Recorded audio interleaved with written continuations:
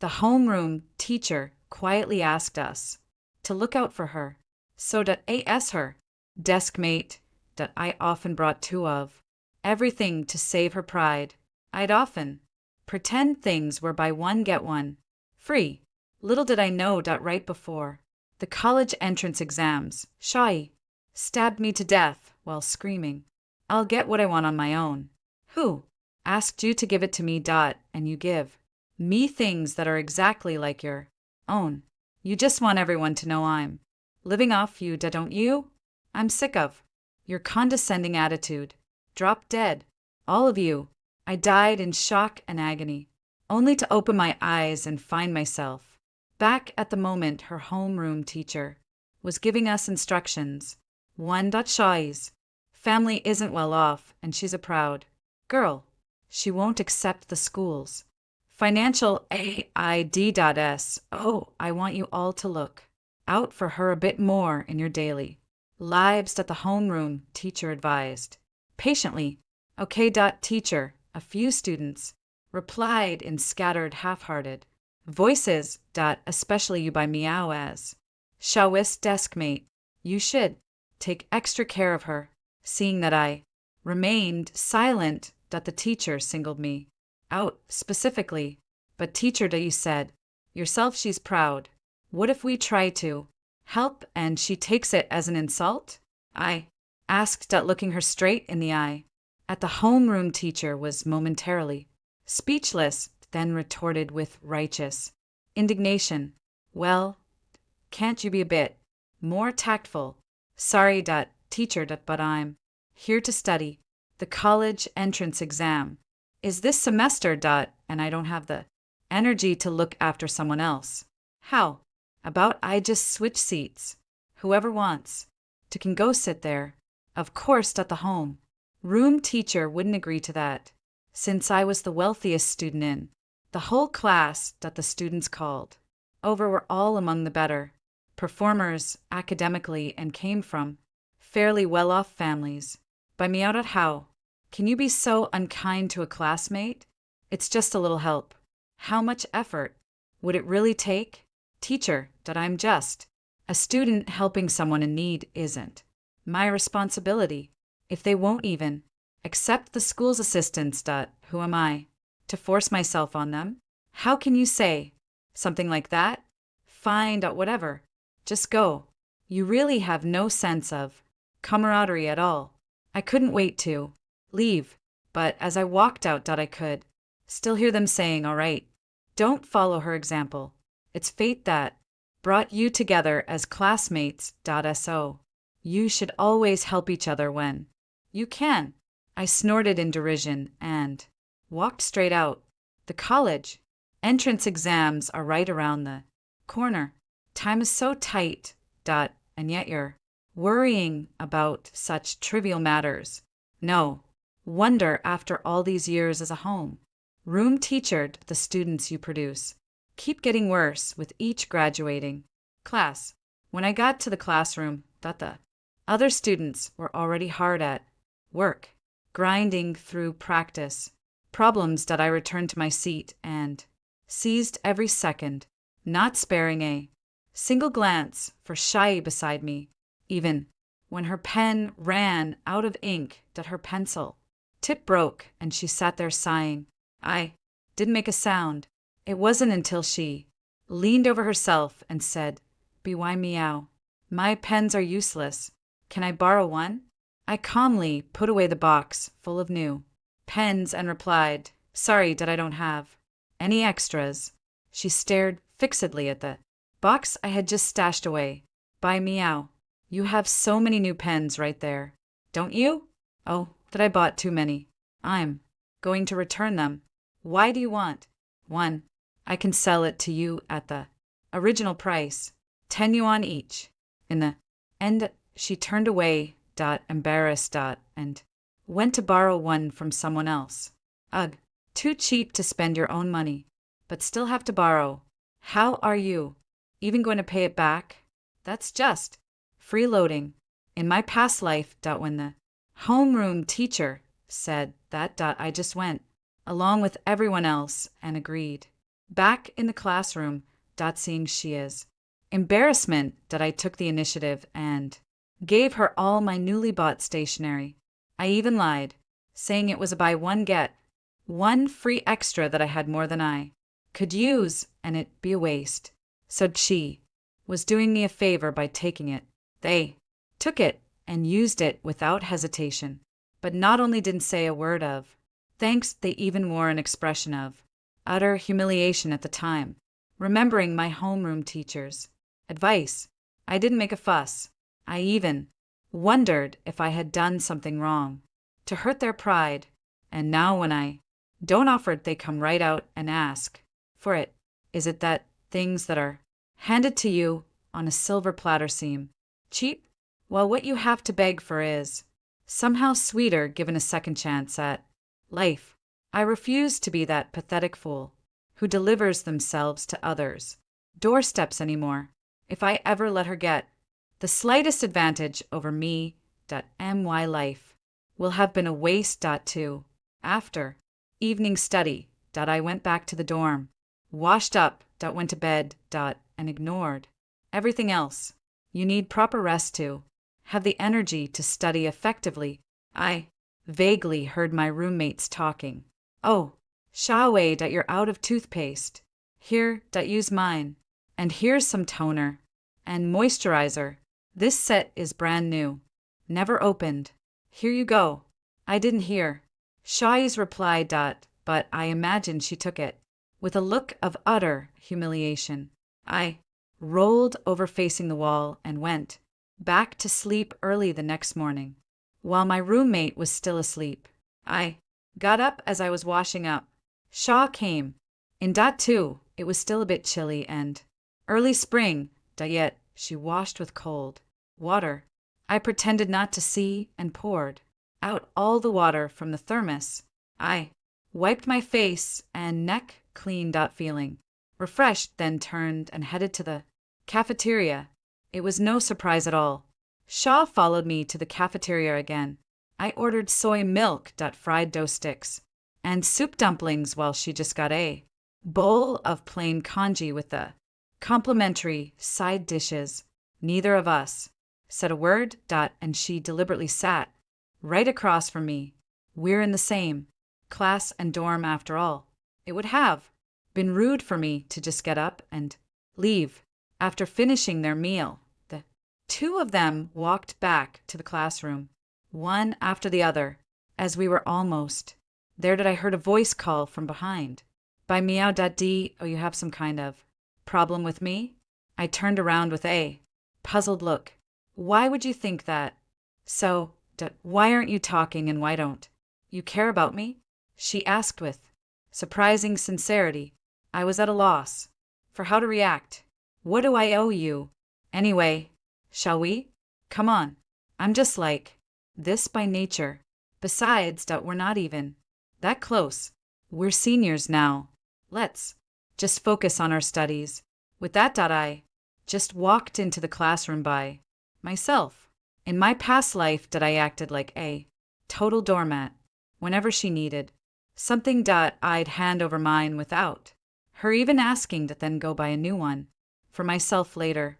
There were 4 of us in the dorm, but the other 2 never even got a chance to step up.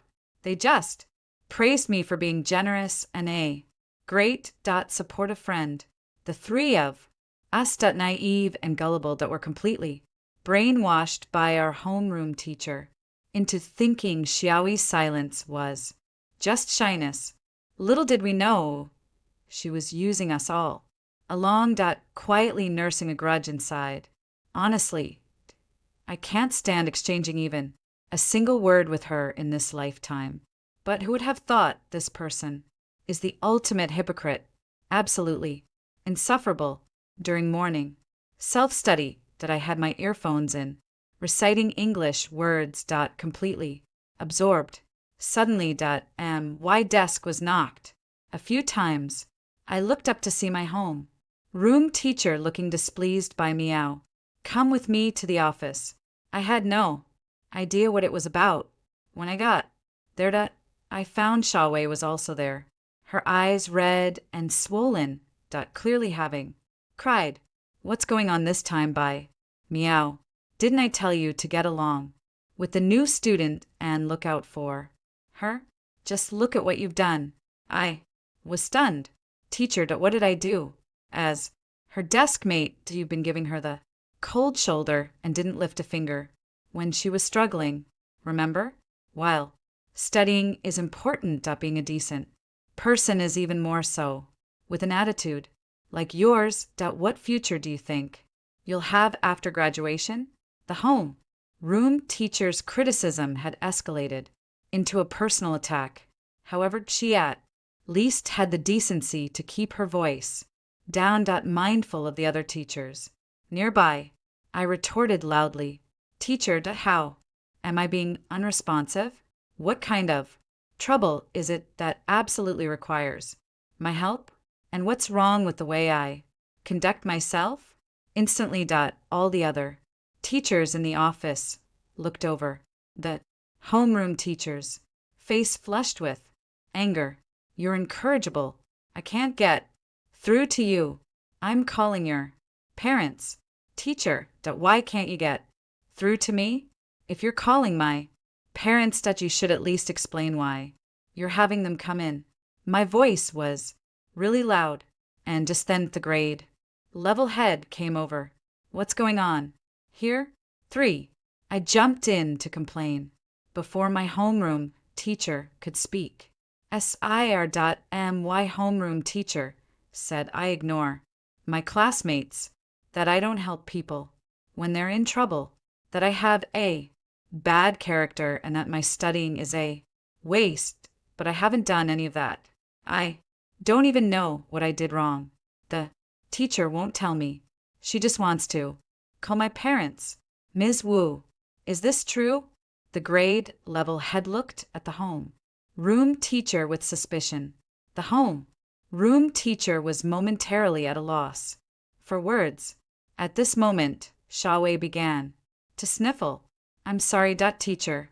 I'm just being overly sensitive. It's just that by meow seems to have a problem with me. These past couple of days, I asked to borrow a pen and she wouldn't lend me one even though she had extras. She ignores me in the dorm and doesn't speak when we go out together. I thought she looked down on me because my family is poor and I was feeling a bit upset. That's why the homeroom teacher noticed and asked about it. The homeroom teacher saw this and quickly stepped forward to comfort her.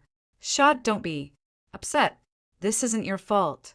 There are just people in this world who look down on the poor and fawn over the rich. Bye. Meow. Look at what you've done. Seriously. Are these two out of their minds? I was absolutely speechless. Shaw is proud. Did she have to broadcast her family's poverty to the whole world and then expect everyone to revolve around her? The key point is the homeroom teacher just made that judgment call. Just like that. So that just because I ended up with her as my desk mate, that I'm supposed to take care of her and be the sucker. Thinking back to my past life, the worst part was that after being taken for a ride, that the person still resented me.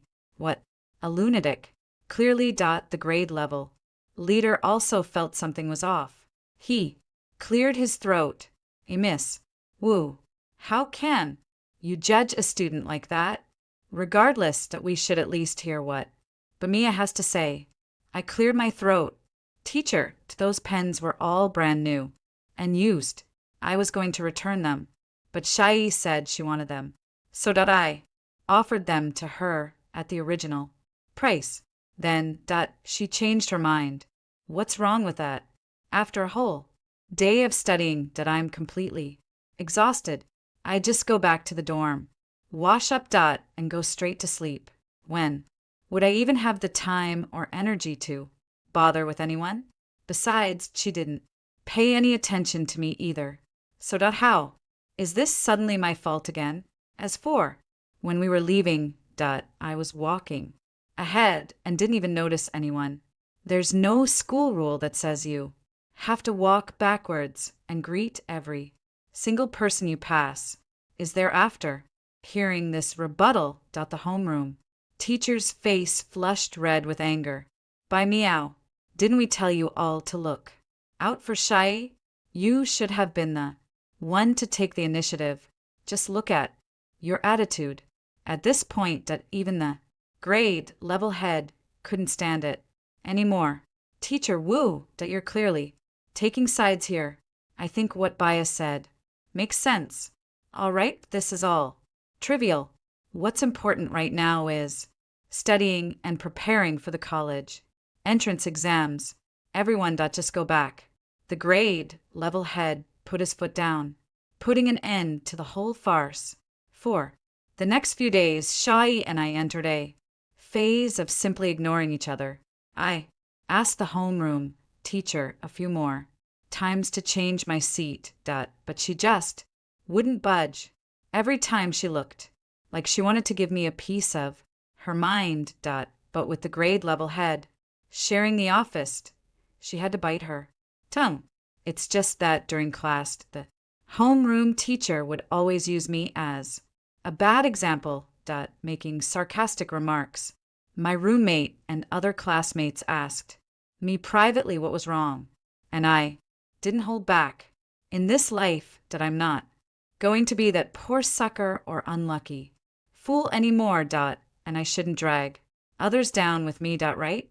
But there will always be people whose hearts overflow with misguided sympathy under the teacher's guidance. I can't control that. I've said what needed to be said. I thought I had made my stance perfectly clear. Oh, surely nothing could go wrong. But then, at the subsequent parent-teacher meeting, my homeroom teacher really pulled out all the stops for the parent-teacher meeting. Fell on a Friday, and both my parents attended, seeing them for the first time since getting the second chance at life. I couldn't help but hug them and cry thinking about how I just died in my past life. They must have been so heartbroken. I'm an only child. My parents run a small business. Our family was fairly comfortable. They spoiled me since I was little. I never really experienced the darker side of human nature. My parents especially often taught me not neglect any good deed, however small. Do not commit any evil deed, however minor. That's why in my past life, when the homeroom teacher said I should look after Shai, I was so obedient in this life. Screw that. Looking after nonsense, seeing me cry. Now, my parents got worried. Meow, meow. What's wrong? Who upset you? It's nothing. Dad, Mom, I just miss home. Oh, look at you all grown up and still crying because you're homesick. Aren't you ashamed? My dad teased me. My mother, however, seemed thoughtful. You're about to take the college entrance exams. If you can't even take care of yourself like this at school, maybe you should commute from home instead. Yes, I agreed readily. If time weren't so tight, I'd have wanted to switch schools altogether. After entering the classroom, the homeroom teacher quickly began the parent-teacher conference. Same routine as always. First, the results. I did pretty well this time, second in the class. My parents were quite pleased, but the home room teacher just glossed over my achievement and instead went on in praising Shaw, who came in 10th. He said that despite her family's difficult circumstances, she never lost her drive.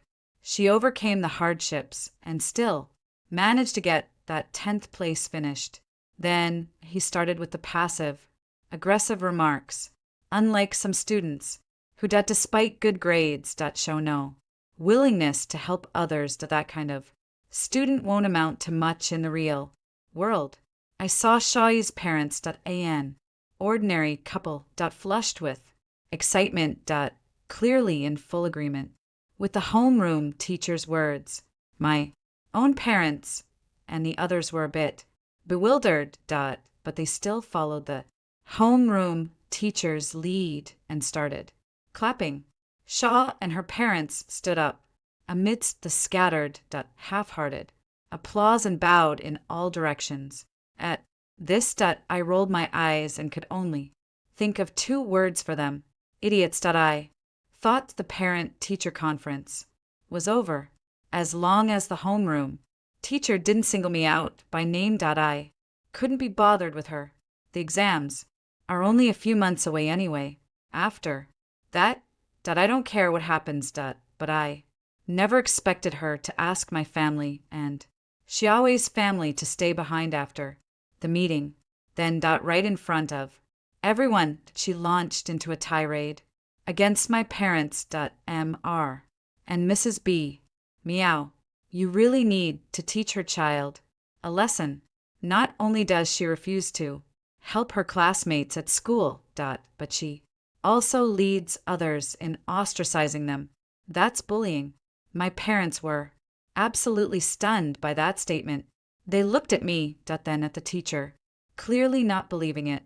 Mr. Wu. What exactly do you mean by that? My father asked Mr. By Meow. This is Shia.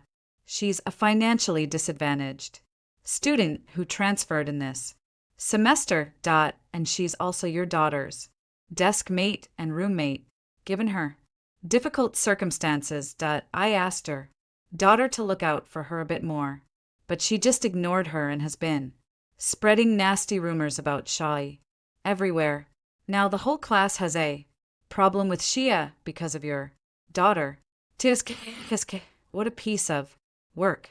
The reason we called you here today is to properly resolve this matter. An apology is in order.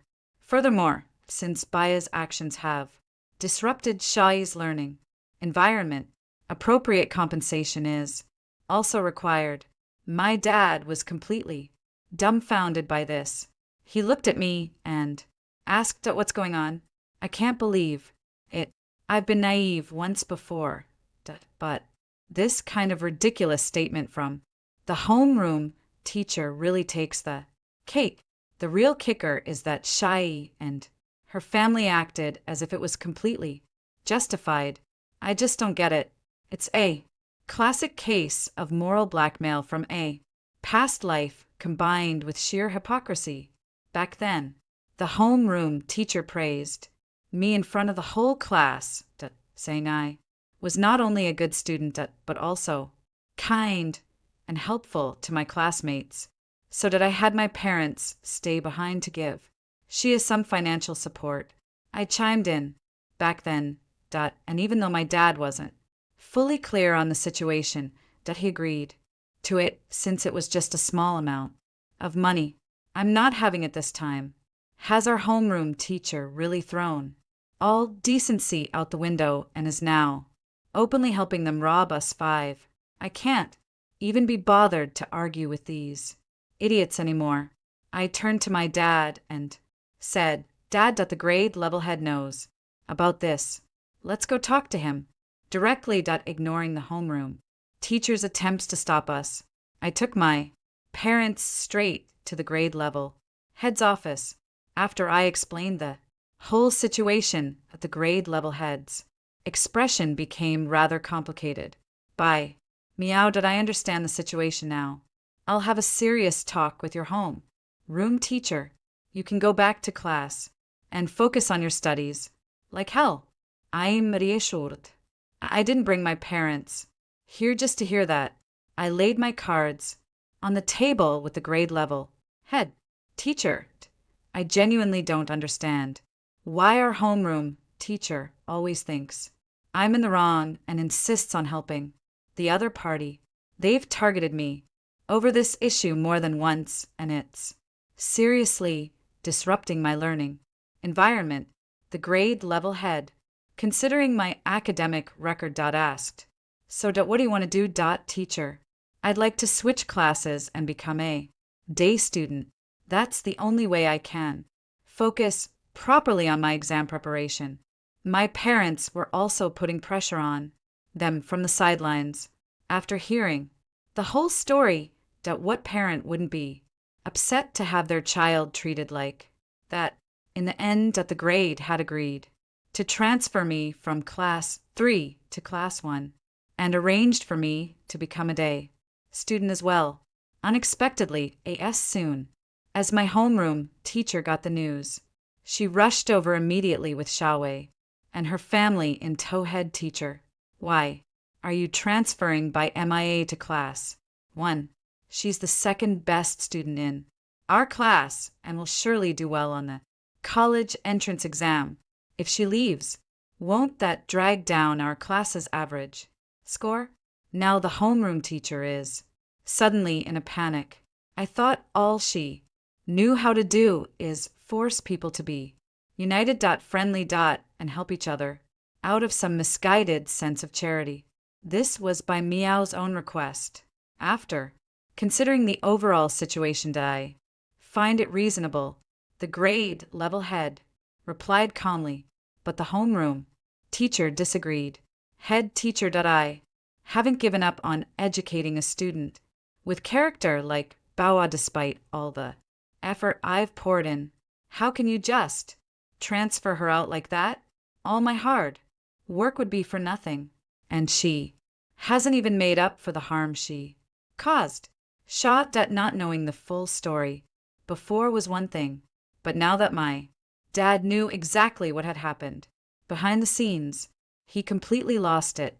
When he heard this, and Miss Wu, we respect you as a teacher, but how can you distort the truth and casually label a student? Do you have any idea that your reckless words could ruin a student's life? The homeroom teacher retorted, Mr. B. How am I being reckless? Your daughter. Miaoi.is. Indeed, bullying her classmates. Ms. Wu, please watch your words and don't jump to conclusions. Accusations of bullying are extremely serious, since everyone is here. Let's get to the bottom of this right now. The grade level leader interrupted the homeroom teacher, his expression stern, and so the two families and the two teachers all sat down together since everyone else had already spoken and only Shiawa's family remained silent. The grade leader turned to her directly. Shiada, could you please clarify what exactly Teacher Wu meant by bullying? With an air of righteous indignation, Shai stated that I know my family is poor and by Miao looks down on me because of it. The grade leader cut her off, gesturing for her to get to the specifics. Shai began listing her grievances. When Bao sees I'm missing something, she never offers to help. I suppressed a mocking smile. The homeroom teacher said from the start that you're too proud to even accept school aid. If I rush to help, you doubt wouldn't that be an insult? Shaw straightened her back proudly. Exactly. I may be poor, but my spirit isn't. I won't accept handouts. You can be sure of that, the grade leader asked patiently. And then what happened? Shaw finally got to the point. You never actually helped me. So why did you go around telling people you did? Now. No one else is willing to help me either. The whole back and forth was making the grade level head dizzy. So, Shawei.do, you actually want your classmates to help you or not? 6. That question left Shaw speechless. I knew what she was thinking. I chimed in helpfully. Teacher, I think she'll accept it if we offer voluntarily, but we also have to give it if she asks for it directly. The moment I finished, she blew her top. What are you talking about? I would never be that kind of person. So that after all this fuss, what's this about me bullying you? Just as Shia was about to be overwhelmed, the homeroom teacher stepped in to take her side again. Bye. Meow. Watch your tone. As classmates, you should help each other. If someone needs help, you should offer it proactively. If someone comes to you for help, you should respond. What's the problem with that? Her parents started chiming in. Too. Our family may be poor, but we have our pride. How could Shaway possibly be after your things? She's just upset with your attitude.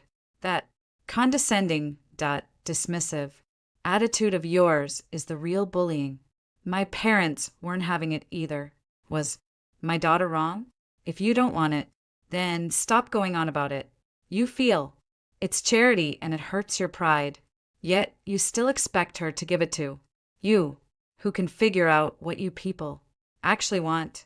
Seeing the argument go on endlessly without resolution, the grade level head tier rubbed his temples in frustration. Enough. People have different perspectives, and this debate is pointless. He looked at us and said, I've already agreed to buy Maya's request on this matter.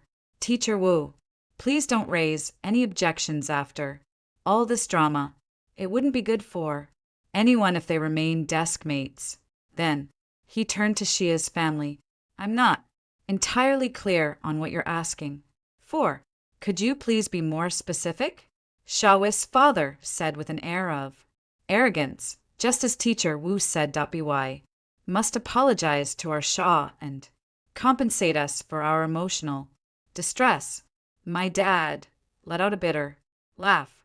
First, do you talk about bullying? Now that it's all apologies and compensation. Fine, let's just call the police and settle this properly. The other party looked flustered for a moment. There's no need to involve the police. They're just kids. We can handle this ourselves. My dad ignored them and pulled out his phone anyway. It was the grade level coordinator who finally talked him down. That's when the home room teacher chimed in to criticize my family. Mr. Bai, I thought your daughter Meow's character was bad enough. Turns out it runs in the family. As parents, you shouldn't just focus on making money. You need to better yourselves and set a proper example for your child. At that point, even the grade level head couldn't hold back and began to scold. EMS. WOD, you have any idea what you're saying? Apologize to Bao and her family immediately. The homeroom teacher stubbornly insisted she was right. I exchanged a look with my parents that confirmed it. This home room teacher isn't just resentful of the wealthy. She's downright unhinged. No wonder she was so determined to make me Shia's personal cash cow. But seeing the homeroom teacher acting so self-righteous, I suddenly had an idea. Teacher, you're absolutely right. Our family's awareness is low. Yours is high. So why don't you go show some warmth and support to Shai's family? That would make everyone happy. Besides, you're the homeroom teacher. When a student has a problem, you bear the primary responsibility. So the apologies and compensation should really come from you. That's right. How could I have been so stupid before? For 2 lifetimes now, this person has only known how to gaslight us, never giving anything of themselves. The homeroom teacher's face stiffened. Shaw doesn't need school assistance. It was out of respect for her that I asked you classmates to help. Seeing that we were completely unmoved, and having heard what I said, Shai's parents had already set their sights on the homeroom teacher. Mr. Wu. Thank you so much. Seeing how much you care for Kiwi puts our minds at ease. Shai, if you ever have any problems in the future, be sure to talk to Mr. Wu. Shai still wore a stubborn expression, but her eyes turned to the homeroom teacher. Mom, Dad, I'll fight for what I want myself. I don't need anyone's charity. Hearing those words, identical to what she'd said in my past life that I couldn't help but curl my lip in disdain. I'd like to see how she's going to argue her case with the homeroom teacher in this lifetime. 7.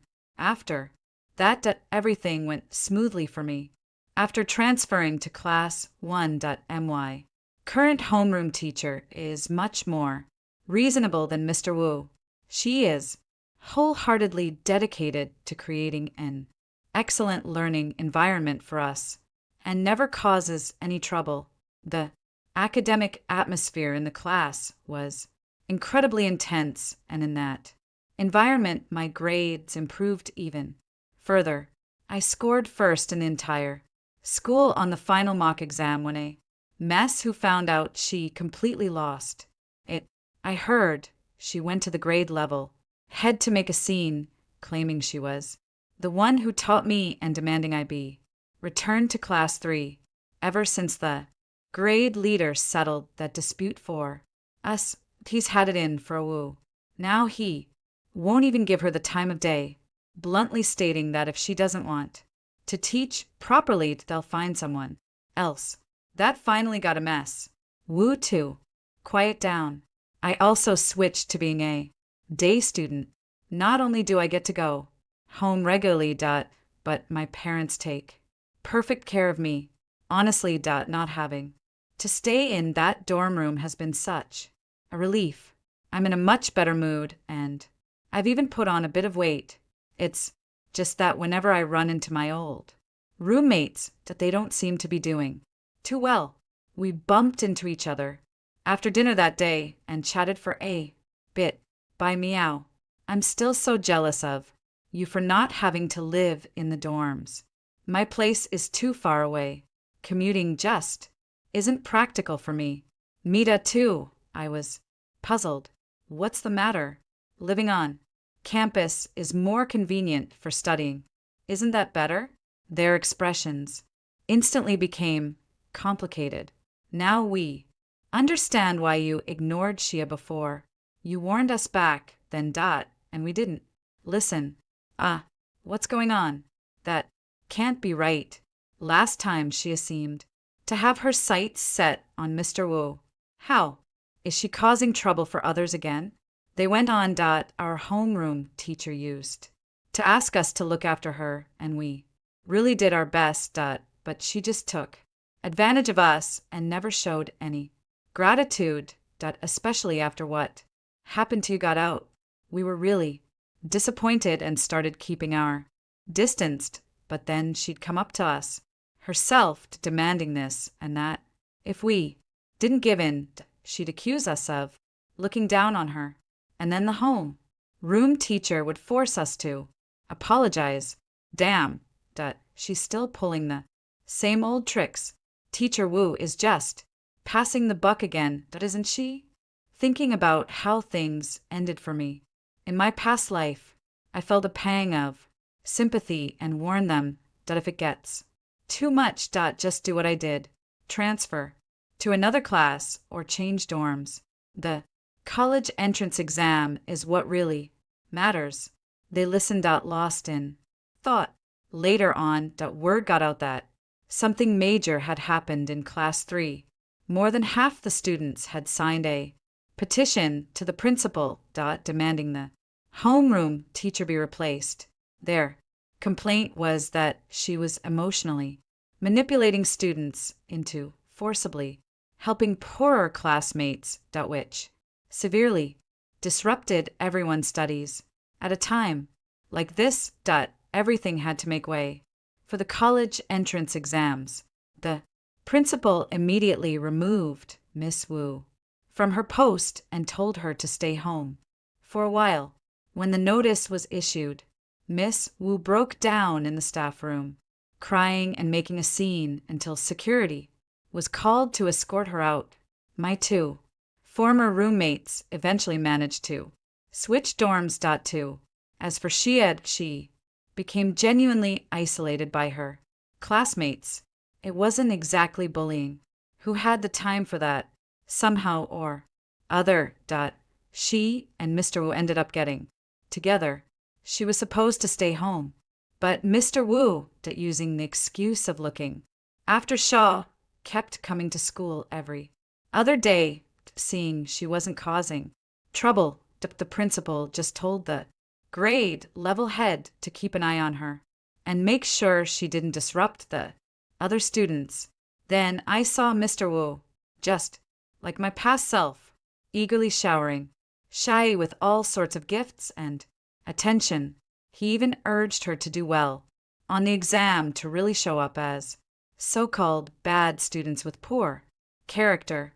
Looking at Shaw's stiff expression, I thought, well, we'll just see who ends up looking foolish in the end.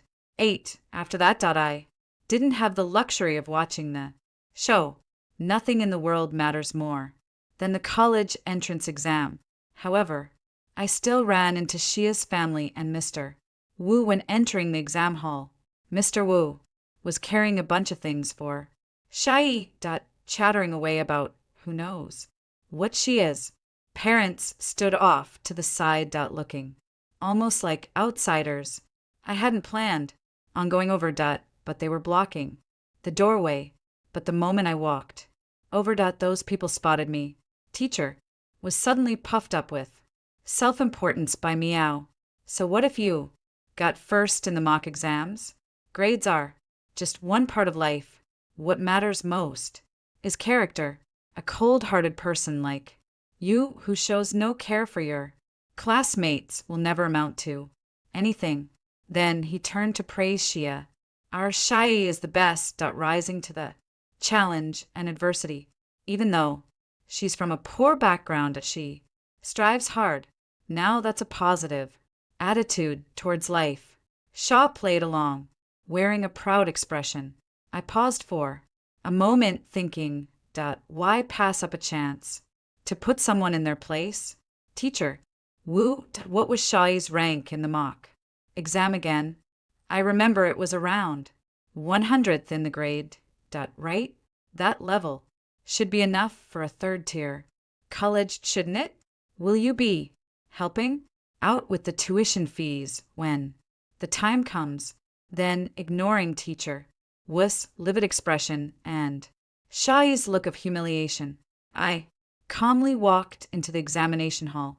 After 3 tense days, I went home and slept like a log. When the results came out, as expected, I didn't just top my school, I became the provincial champion. My house was buzzing for days. When it came time to fill out my college applications, I chose Tsinghua University. I never had the chance in my past life, so making it this time is absolutely worth it. It's just a shame I never got my revenge on Shawwei for the rotten things she did in a past life. Just when I thought I was finally done with them for good, the day before I was supposed to report to university, my dad said someone was looking for me. Who is it? It's Shaw from your old class 3 senior year. Holy crap, what's the psycho doing here? Dad, I'm not seeing him. This guy's nuts. You be careful. 2. My dad just smiled and didn't take it seriously. And sure enough, something bad happened. When we got the call from the hospital, my mom and I were scared out of our wits. We rushed over and my dad just laughed it off, saying we were making a mountain out of a molehill. Seeing his bandaged my tears started falling instantly. Dad, are you in a lot of pain? That still hurts a bit. Come on. It's just a scratch. Why are you scaring me? How did this happen? My mom snapped. I regret not listening to meow meow. It was that Shai. She went crazy, rushed at me, and stabbed me, all the while screaming that it was our fault for not helping her. Is she out of her mind? Where is she? My mom was instantly furious. I was furious, too. What kind of person is that? Did they have to come to my house to cause a scene? My dad continued. I kicked him right then and there. He passed out. Then I called the police and they took him away. Later, when the police came to take our statements, we finally felt relieved. Shai's actions constituted assault, while my dad's was just self-defense. Assault doesn't carry a very long sentence. At the time, I wish they'd lock that person up for life. But what the police said next left us a little stunned. 9.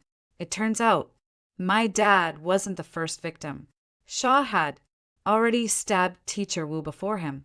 Teacher Wu wasn't as lucky as my dad and is still unconscious in the ICU. A cold sweat broke out on my back at those words. My mom couldn't help but snap. That Mr. Wu of yours was no saint, but he helped that Shaowei girl so much back then. How can she be so ungrateful and lose her mind like this? I had a pretty good guess what it was. Nothing more than the same old story from a past life. What happened next confirmed my suspicions. The police came to ask for my help. Saying Shia insisted on seeing me or she wouldn't talk. I wanted to know about her and Mr. Wu myself. So I went through the iron bars. I got straight to the point. All right, why? Did you want to see me? Shaw stared at me, her eyes burning. Why are you still alive? You're the one who should be dead. My eyes widened in disbelief. Is she out of her mind? Are you insane, Shaowei? Do you even realize who you've hurt? Teacher Wu is still in the hospital, and so is my dad. Huh. Teacher Wu, she got what she deserved. If it weren't for her, you would have been the one giving me things back in high school. Your things were always new and nice, not like hers. So stingy and such a phony. The stuff she gave me was all worn out junk, and on top of that, she gaslight me daily into being grateful for it. If it weren't for her, you all wouldn't have distanced yourselves from me. In the end, she made things so unbearable. I could hardly stay in my class. My grades dropped, and that's why I only got into a third-tier college. University tuition is so expensive. There's no way my family could afford it. And now, of all times, she refuses to help me out. Where was she all this time? She had to meddle. She had to put on that fake kindness. She deserved to die. She was babbling like a mad woman, seemingly to herself. But what she said sent chills down my spine. Had Shaw been reborn? Too? At that moment, she suddenly rushed forward, reaching her hand through the iron bars. By me out, was it you? You were reborn long ago, weren't you? So that all of this is your doing. Holy, she scared me to death. How could I possibly admit to something like that? Are you out of your mind? I just walked away without looking back, ignoring whatever she was shouting behind me. Later, I heard from the police that Shai had gone mad in prison. I don't care if she's really crazy or faking it. Just don't let her out. But the trouble outside didn't end with Shia being locked up. She was under 18 when she stabbed someone, still a minor. Both my father and Mr. who are owed compensation, and her parents are responsible for it. My father's situation is manageable, but I just can't swallow this injustice. Even if Shiawi's parents were to kneel before us, we'd still demand the compensation we're owed. As for WU.IT, goes without saying, she's facing enormous daily medical bills with little means to cover them herself. EMS. WIS family members are no pushovers either, but Shai's parents simply can't come up with the money. The two sides go back and forth every day, bickering and squabbling constantly, but none of that is any of my business. Back when our senior classmates were raising funds, I just tossed in $100 for appearances. Sake.my parents think I'm stingy. But if they knew their daughter had her life ruined by this person's brainwashing in a past life, they wouldn't give a single cent. Although the incident with Shai is over, the online backlash has been intense. A reporter approached me and asked why. Meow. We heard you were Shai's former desk maid and roommate. Given what's happened to her, what advice would you give to other students? After careful thought, I've come to just 12 words. Let go of the urge to save others and respect their own journey. Story 2. My mom caught fish from the sewer and made sashimi out of it. I had just returned home with my college acceptance letter. When I witnessed the scene, I immediately snatched the fish away and threw it out, explaining it was contaminated with parasites and unsafe to eat. My parents refused to listen to my explanation and slapped me across the face. You good for nothing, leech. Just a parasite. I think you can't stand to see us as happy. I'll beat you to death. They rushed at me, punching and kicking, until I fell silent, beaten to death by their hands. When I opened my eyes again, I had been reborn on the day my mother was making sashimi. I said with a smile, this fish looks so nutritious. You should have some more.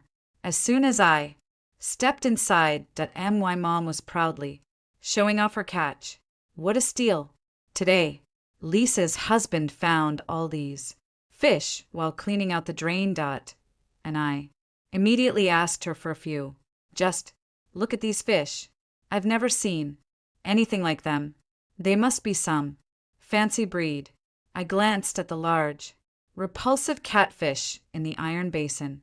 Its grayish-black skin coated with a layer of slimy fluid. The entire room reeked of its fishy stench. Everything felt hauntingly familiar, just as it had been in my previous life. In that past life, when I returned home with my college admission letter, I saw my mother holding a plate of raw fish slices. I recognized the unprocessed fish head nearby as an invasive species, a giant catfish teeming with parasites, completely inedible. I rushed over to stop them, throwing out the fish along with the basin and bold one. Instead of listening, they responded with furious curses and a brutal beating. The more I tried to explain, the more violently they hit me. Blows and kicks rained down on me while my younger brother shrieked with excitement in the background. They grabbed the heavy ceramic ashtray from the table and smashed it against my head. A searing pain and dizziness exploded through me as warm liquid trickled down my temple, blurring my vision. In the end, they beat me to death. Given a second chance at life, I won't interfere this time, since they love fish so much. Let them have their fill. I hid the admission letter I just received behind my back and secretly brought it into the room to stash it away. When I came out, my mom had already sliced the catfish, then arranged it on a plate and brought it to the table. My brother's eyes lit up as he quickly grabbed a piece and popped it into his mouth. After just a couple of chews, his brow furrowed slightly, and his Adam's apple bobbed as if he was struggling to swallow. Mom, something tastes about this. Is this even safe to eat? No wonder it tastes wrong. This thing grew up in the sewers, feeding on garbage and filth every day. Even cooked, no one would dare eat it, and now they're actually eating it raw. My dad whacked him on the head with his chopsticks. You useless fool. Just like a wild boar that can't appreciate fine grain. What do you know? This is sophisticated flavor. This is how wealthy people eat. Just dip it in some soy sauce and wasabi and it'll taste great. I've seen them eat it this way. He picked up a slice of fish, coated it generously with soy sauce and wasabi, and demonstratively stuffed it into his mouth. Then he gave a thumbs up and kept praising it enthusiastically. My brother hesitantly mimicked his gesture and took a bite. My mom watched him expectantly. Well, tastes better this time, doesn't it? My brother gave a nod. I sneered inwardly. Those heavy seasonings were bound to mask certain flavors with such an overpowering spiciness that you can barely taste anything else. My mother beamed with joy and kept putting food into his bowl. Fish is good for the brain, and eating it raw is even more nutritious. You should have more, son. Your final exams are in just a couple of days. Come back with good grades. You're the only child in our family, so you must bring honor to us. I stood silently in the corner shadows watching them in this house. Since I was little, I had to wait until they finished eating before I could scavenge their leftovers. If I ate too much, I'd get beaten. But honestly, I'm grateful because of that. I managed to avoid eating that disgusting stuff halfway through the meal. My brother deliberately smacked his lips loudly in front of me and said, "Want some? If you do, just pick it up off the floor." He tossed a piece of fish onto the ground, a malicious smirk playing on his lips. The fish fillet was now coated in dust, making it look even more revolting. "Oh, why'd you give it to her? What a waste," my mother scolded, half-heartedly, her eyes crinkling with amusement as she made no move to stop him. I stared blankly at the fish on the floor, making no move to retrieve it as I continued chewing on the plain bun in my hand. When she saw I hadn't picked it up to eat, why mother shrieked, "You worthless brat. I give you a chance, and you throw it back in my face. I offer you food, and you won't even pick it up. Look at your pathetic self. Such good food is wasted on someone like you." Furious, she grabbed a cup nearby and hurled at me. I couldn't dodge in time, and a shard of glass cut a bloody gash on my forehead. My brother made a mocking face at me, his eyes full of showed and free, and then went right back to devouring his food with gusto. My mother picked up the fallen sashimi, rinsed it under the tap, and popped it into her mouth. They kept eating bite after bite, as if it were the most delicious delicacy. I fought back the urge to vomit, forcing down the acidic bow rising in my throat. "Mom, you should buy more of this fish for sashimi. I want to bring some to school to make everyone jealous." My brother mumbled through a mouthful of food. My mother beamed with joy, nodding repeatedly. "Wonderful. From now on, we'll have sashimi every day and live like royalty." A blood-curdling scream tore through the midnight silence. Hearing the noise, I sat up from the floor, completely alert, without a trace of sleepiness in my eyes.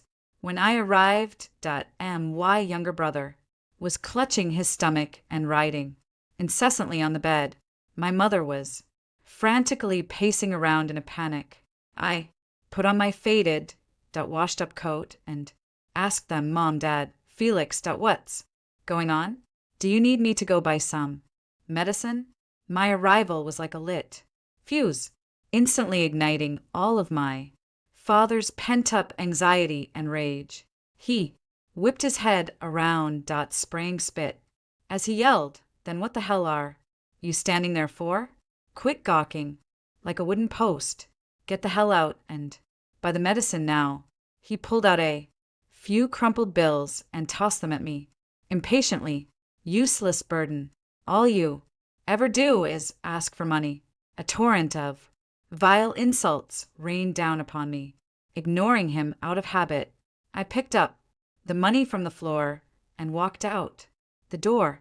The cold night wind picked up, making the wound on my temple throb, with a dull ache as I wandered slowly. Down the road, I walked to the 24-hour pharmacy at the end of the alley. Saw the bright lights inside. But didn't go in. I stood in the shadows by the entrance for a while. Figuring the timing was about right. I went in and, without even describing the symptoms, asked for the strongest painkiller they had. It would have been pointless to explain. Only, I knew this was no ordinary stomach ache. No medicine could cure it. Painkillers were the only relief. When I got home, my brother was still writhing and moaning in bed, pale-faced and sweating. With my mother sitting anxiously beside him, my father snatched the bag forcefully. Glaring at me fiercely. I asked you to buy medicine. What took so long? What have you been doing? I timidly replied. The clerk said this one works. But it was the last bottle. She searched forever to find it. My mother quickly poured water and gave my brother the medicine I bought. She turned to my father with concern and asked, could there be something wrong with that fish? My father slammed the table and stood up. Nonsense. We all ate it and we're fine, aren't we? He's too young and hasn't had raw or cold food before. This is perfectly normal. Breaking the tension, I interjected softly. It probably isn't the fish. Mom and Dad. Both of you ate it and you're fine. Besides, that fish looked expensive. It couldn't possibly be the problem. There's a nasty stomach bug going around. Your brother probably just caught a chill. Some medicine should fix him right up. My parents exchanged a glance, the tension visibly easing from their faces as they accepted my explanation. My mother tucked the blanket snugly around my brother, murmuring, some medicine and a good sleep will set you right. I'd never seen such tenderness from her before. From the day I was born, all I'd ever received was resentment. The moment I was born and they saw I was a girl, they carried me out and dumped me in the trash. But a passer-by found me soon after and brought me back to them. Realizing they couldn't get rid of me, they started making me do all the housework, cooking, cleaning, everything. Beatings and scoldings became routine. I was less a daughter and more a free punching bag. After I was murdered, they tossed my body into the wilderness to be devoured by beasts, then went right back to their picture perfect lives. That's why in this life, I've stopped yearning for so-called family bonds. I just want to survive. My younger brother took the painkiller and, as his discomfort eased slightly, he drifted into a fitful sleep with soft whimpers. I retreated to my corner, silent, smirk curling my lips in the darkness. Just sleep it off as if that would work. This is only the beginning.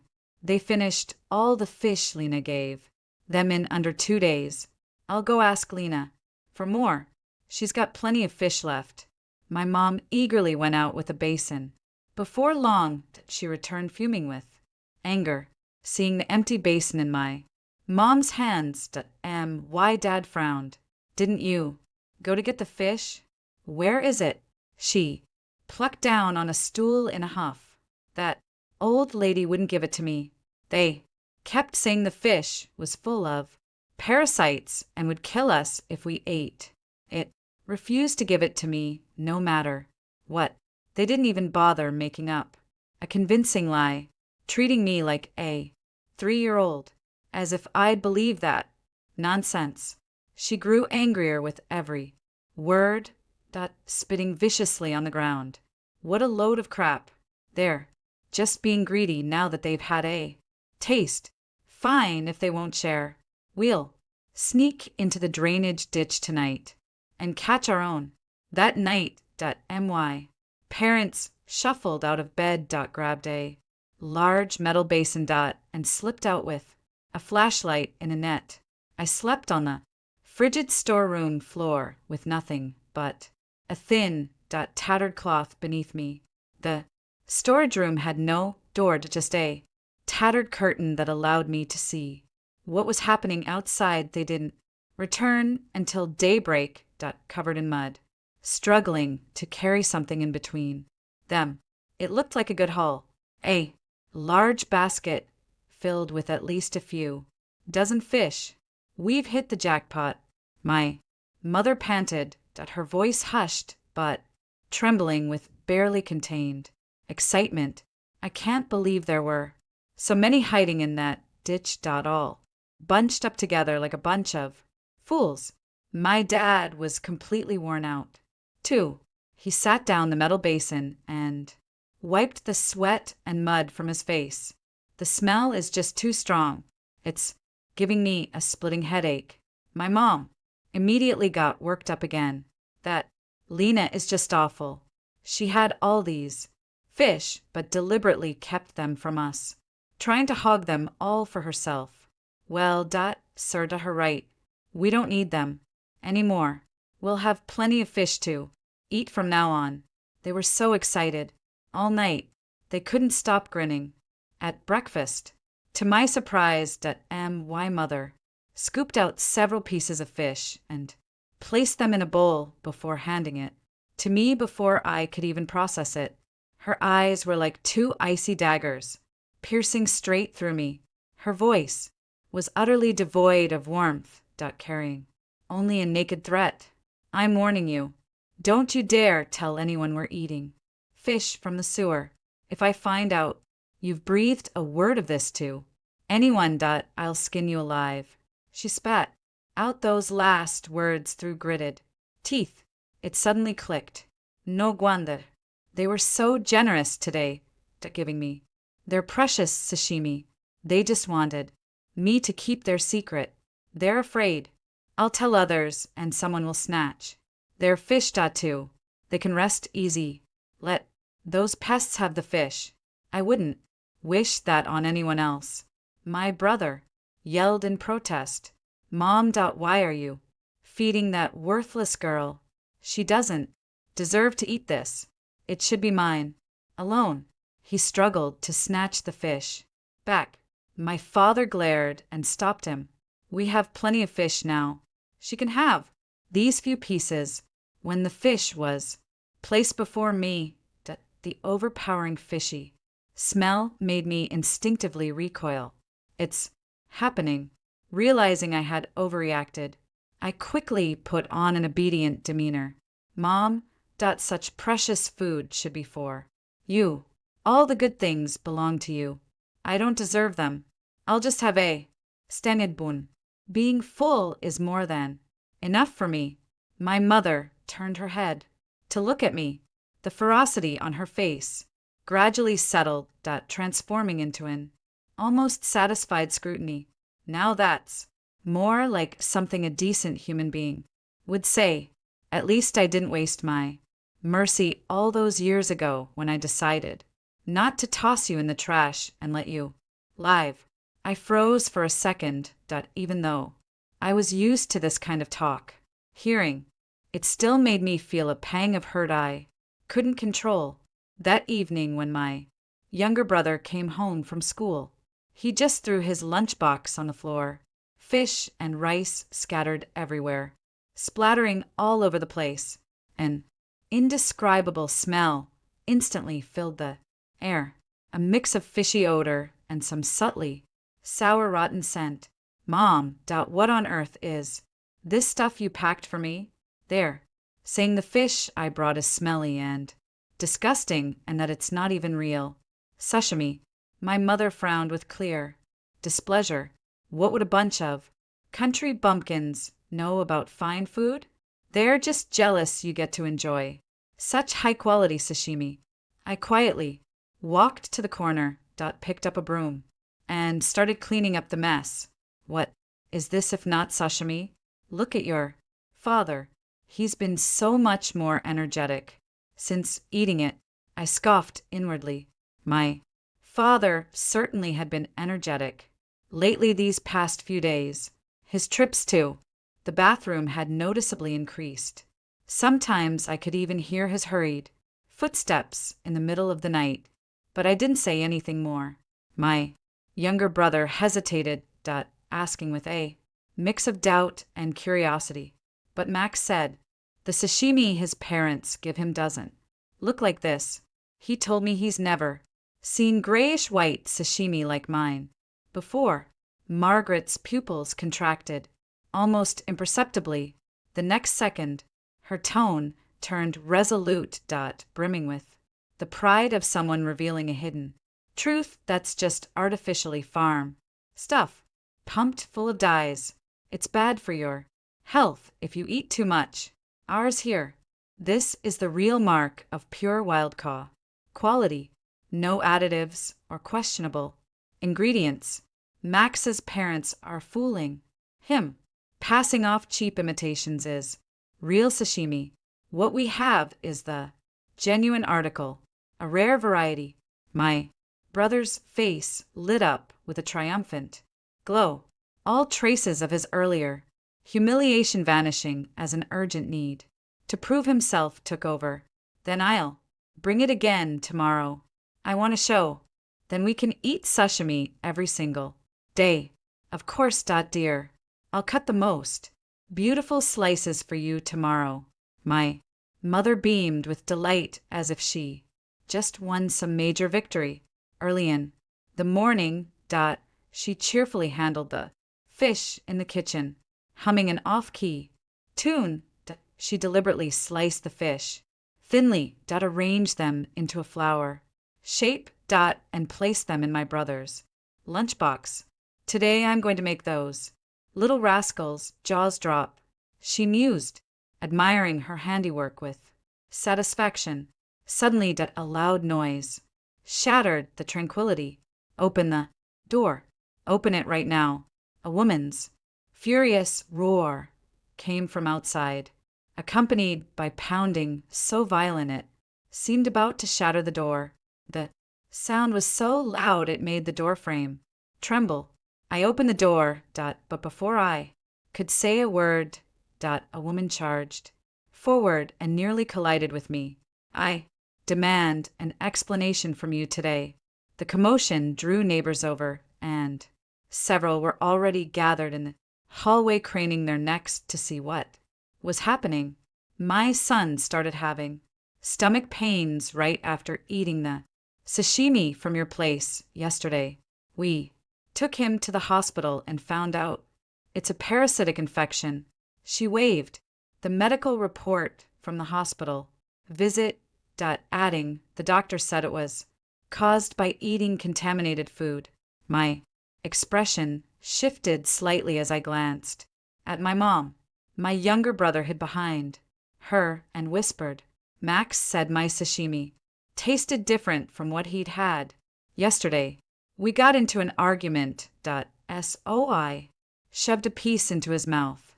My mom froze for a second, then exploded like a firecracker that had just been lit. Her voice was several decibels louder than Muckschmums. That's my son. Only eats premium imported fish. Your kid probably got sick from eating some random garbage, and now you're trying to pin it on me. Max's mother let out a scornful laugh as if she just heard the joke of the century, raising her voice even higher. You call that premium? Who knows what filthy gutter you fish that thing out of? The doctor confirmed it was caused by contaminated raw food. It's definitely your fish that's the problem. I struggled to suppress my laughter. She actually hit the nail on the head. That fish really did come straight out of a sewer drain. My mother flew into a rage, stunned by the accusation that hit too close to home. Where's your proof that it was our food that made him sick? How do you know it wasn't something you fed your own son? If you ask me, that you're just trying to shake us down. She planted her hands on her hips and started loudly summoning the people around her. Everyone, come and see this. be the judge. His son snatched the sashimi I brought for my boy. Then he goes home, gets a stomach ache from God knows what, probably a parasite, and now they come demanding answers from me. Her voice was shrill and grating, and the onlookers who had no idea what was really going on quickly got swept up by my mom's narrative and started pointing fingers at Max's mother. Someone muttered under their breath, exactly. She brought snacks for her own kid. And your son had to go and snatch them. Who's really to blame here? Probably just here to scam some money. At her age, how can she have the nerve to pull something like this? For all we know, her kid got sick from something she gave him. And now she's trying to pin it on someone else. With the support from those around her, my mom became even more brazen. If you have kids, you'd better remember her and keep your children away from hers. If something happens to her son one day, you'll end up like me getting blamed for it.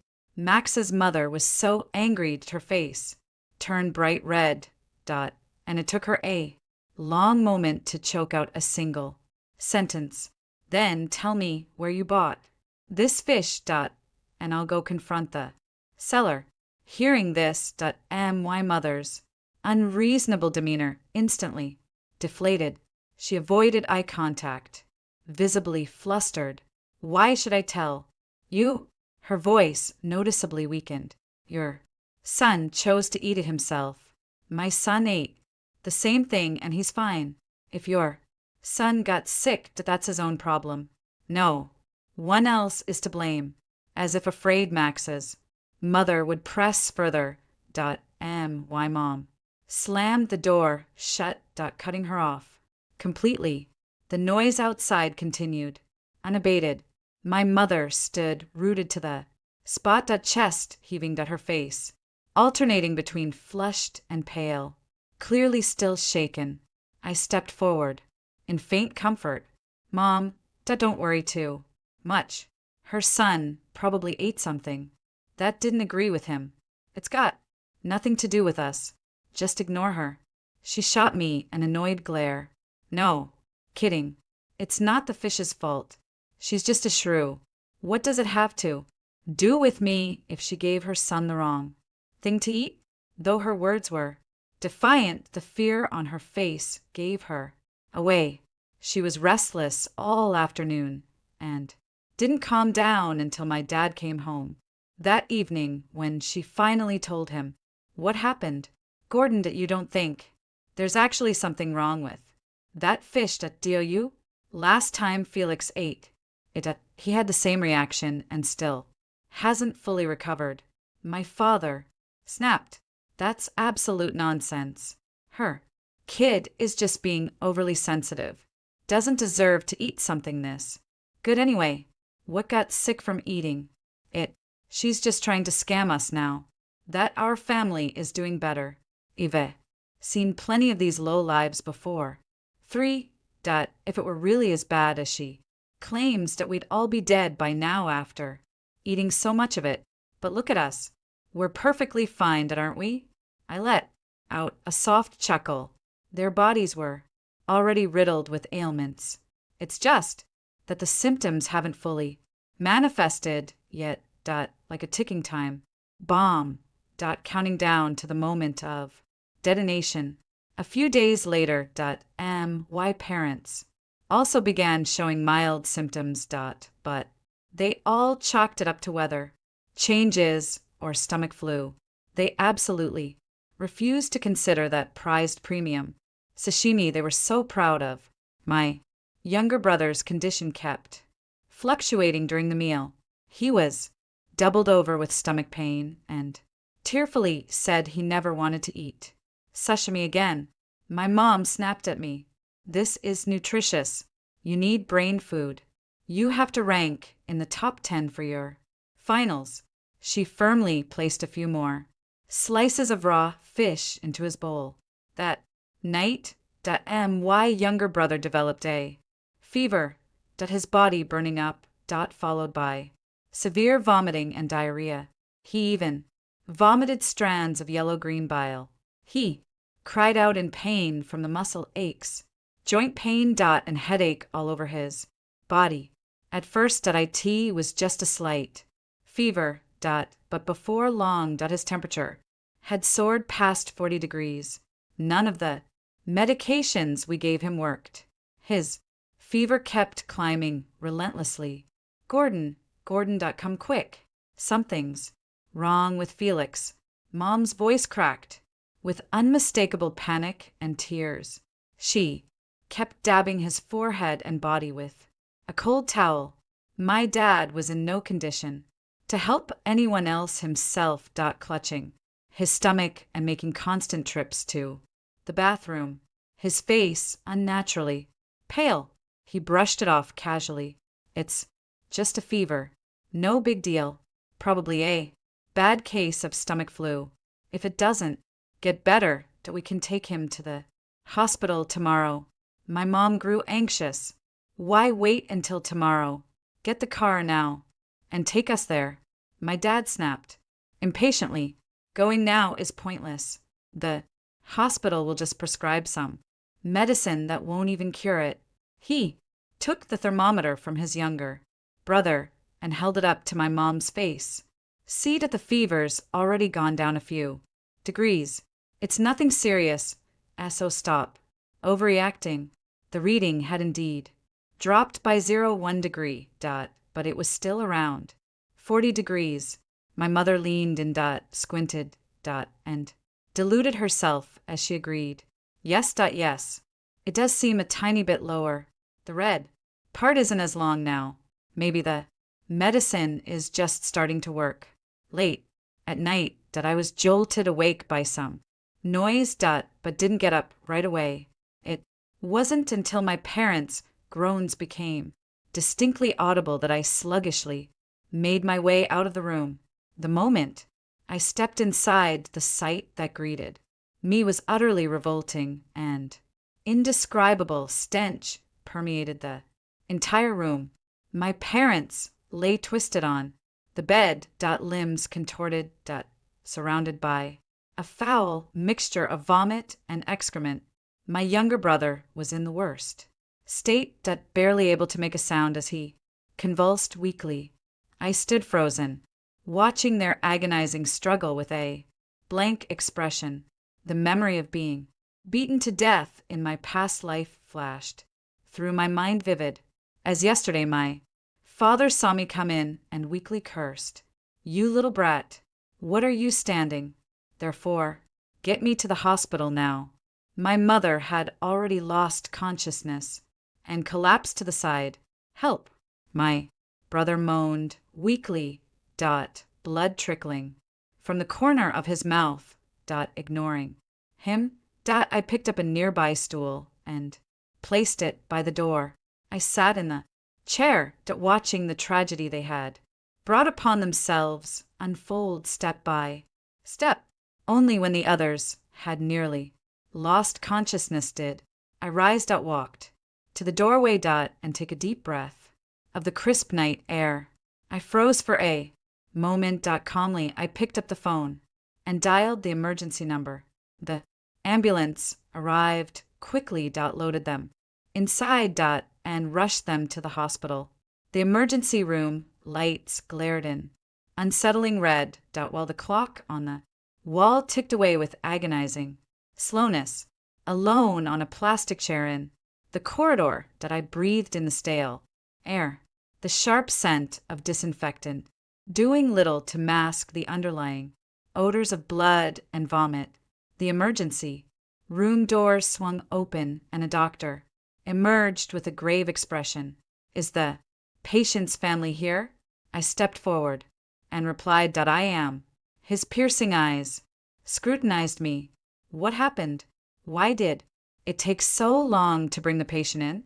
His voice was sharp, brimming with suppressed anger. Their organs are almost completely failing. This is no ordinary food poisoning. What on earth did they eat? I lowered my head and answered timidly. My parents found a fish in the sewer. They'd never seen one like it before and thought it was some exotic delicacy. Oh, they made sashimi out of it. The doctor's eyes widened in utter disbelief. Catfish from the sewers are an invasive species. They're crawling with bacteria and parasites, and you dare eat them raw. I lifted my tear-streaked face, letting a single tear fall at just the right moment. I told them that the fish was inedible and full of parasites, but they didn't believe me. They beat me and called me a jinx. I gently pulled up my sleeve, revealing a shocking patchwork of old and new bruises on my arm, along with several gruesome, scabbed over scars nearby that the doctor's eyes flickered with complex emotions, his anger seeming to subside, replaced by a look of helpless compassion. I grabbed his sleeve and dropped to my knees, pleading, "Please, doctor, I'm begging you, save them. If anything happens to them, I'll have no family left." The doctor's hand lifted slightly as if to help me up. He said nothing more, just shook his head wearily before turning and rushing back into the emergency room. After he left, I wiped the tears from my face without any expression.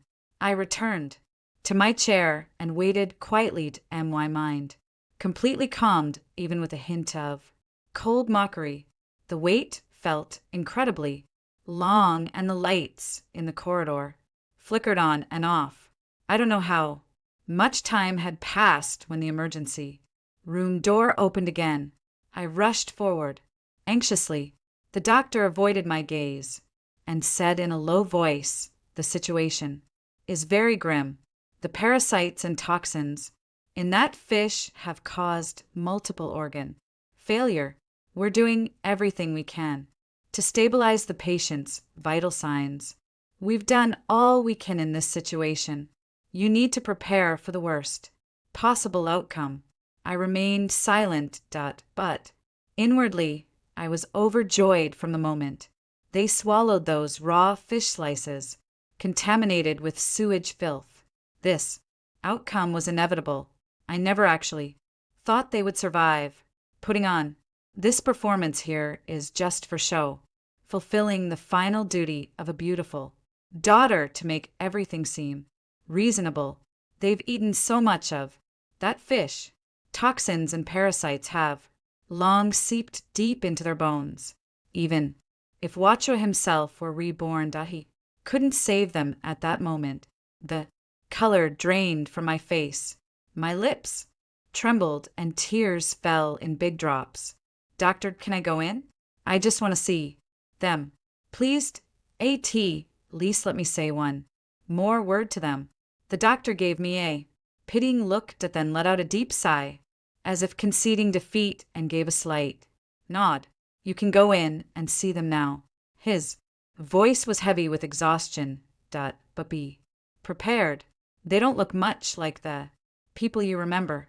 The hospital room was filled with the steady beeping of machines with various tubes and wires extending from the 3 beds and connecting to complex equipment. My parents and my brother lay there with ash and acetone complexions, their bodies so swollen they were almost unrecognizable. Their skin was covered in gruesome red blotches and blisters, some of which had ruptured and were oozing a yellowish white fluid from my mother's lips quivered slightly, and I could still sense the sheer agony behind that movement. My father and younger brother were in even worse shape. His entire body would occasionally convulse with spasms. The medical staff were busy in the distance, giving me a few moments of uninterrupted time for my goodbye. I walked to their bedside and quietly watched them struggle in agony, their last short of sanity fading. "I told you so," I whispered, my voice barely audible, even to myself. "That fish was poisonous, but you refused to believe me. Not only Did you tear up my college acceptance? Letter, did you beat me to death? And now, you're getting exactly what you deserve. My father's throat emitted a strange, gurgling sound as his eyes widened in terror. The heart rate monitor suddenly went haywire, blaring a shrill alarm. Medical staff rushed over and began emergency procedures while I was asked to leave the room, despite working. Through the night, they couldn't pull. Through the window at the end of the hospital corridor, the first light of dawn was breaking. The morning sun shone on me, warm and bright. I quietly handled the funeral arrangements, holding on to the college acceptance letter I had hidden away. Sunlight streamed through the window, falling on my acceptance letter and casting a golden glow over it, while cleaning out that so-called home that I found a tightly wrapped bank passbook in a worn-out wooden box under my parents' bed. It wasn't just their savings in there. It also contained the money I painstakingly saved for my education. I knew they wouldn't fund my college education. I understood this from the very beginning. So did I started working day and night, never shying away from hard labor. But to my surprise, on payday that they went to, the boss ahead of time and took all the wages I'd worked months to earn. At that thought, I clutched the bank book so tightly, why fingertips turned white. Without hesitation, I stuffed the bank book into my pocket and turned away from that place filled with painful memories. Standing at the long-distance bus station, I took one last look at the place I'd called home for 18 years, past and present. All is settled. Story 2. I was the purest blooded princess of the Phoenix clan on my coming of age ceremony before thousands of clansmen. My true form manifested not as a glorious phoenix, but as a pitiful, lowly black serpent. Yet the jade rabbit I'd rescued transformed into a radiant phoenix, worshipped by the entire clan as the divine phoenix, branded and impure. Half-breed, I plummeted from divine grace into the muck. My divine father declared the jade rabbit as his long-lost bloodline, then personally summoned heavenly lightning that flayed me alive. My own brother gouged out the core of this half-breed, spiritual essence as compensation for the jade rabbit's years of exile. My childhood sweetheart, the men I was betrothed to, embraced the jade rabbit in his arms as they whispered vows of devotion, left barely breathing, I was cast by the jade rabbit's own hand into the celestial pool, its waters lethal to gods, where my soul dissolved into nothingness, even in death. I couldn't comprehend why my true form manifested as a lowly black serpent when I possessed the purest phoenix bloodline. When I opened my eyes again, I'd been reborn on the eve of my coming of age ceremony. Your Highness, the 100 feather gown for tomorrow's ceremony has arrived. The Emperor also prepared a phoenix hairpin. They say the combination will be absolutely stunning. As Peach spoke, she couldn't resist stealing glances at the magnificent feather gown. The feathers of 100 rare birds were woven with golden threads into her resplendent feather gown. Her eyes filled with longing as she reached out to touch it. The Phoenix clan hasn't crafted a feathered gown in millennia, she murmured. It's even more breathtaking than legends say. Those familiar words sent a violent shudder through my body. The agony of heavenly lightning flaying my flesh and the brutal extraction of my core still burned fresh in my memory. My eyes suddenly welled up with tears. Could this be a rebirth? In my past life, I was overjoyed when I received this phoenix feather gown since the fall of our mother goddess. not a single new phoenix has been born in our clan for millennia. My people have placed all their hopes upon me, for I am the only offspring of the phoenix goddess and golden dragon god, the purest blooded princess of the phoenix clan.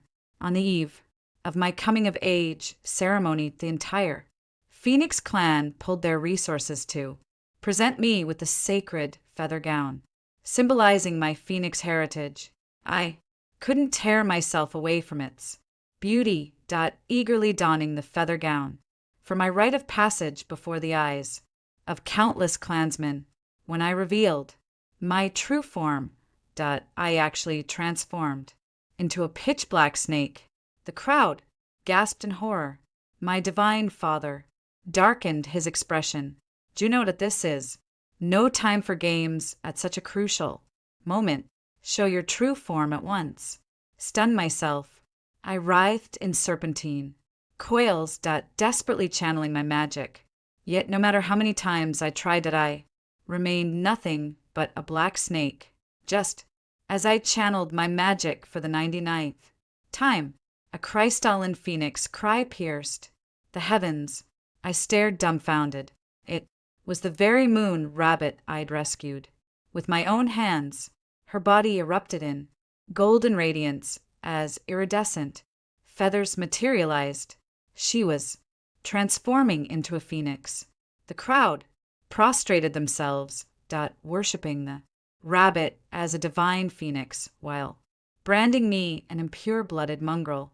With tears dwelling in my eyes I turned to gaze upon the Heavenly Father. To my shock, he wept openly while looking at the jade rabbit. To think my true son, Onyx, wandered the mortal realm for millennia, while some vile lowborn serpent usured his identity. This is utterly unconscionable. With a mere flick of his wrist, he summoned celestial lightning that tore through my flesh, leaving me a bloody, mangled wreck amidst my agonized screams. My brother Hayden personally carved up my golden core and presented it to the jade rabbit as a welcoming gift. My poor sister, let me offer you this impostor's core, though its bloodline is based at IT, might amuse you as a trinket. Bleeding out in a pool of my own blood, I cast one last hopeful glance at my betrothed, Frost. Crown prince of the celestial clan we'd cultivated together since childhood. Inseparable companions. Surely he would. Onyx, you're a true phoenix after all. Now we can be together without hiding.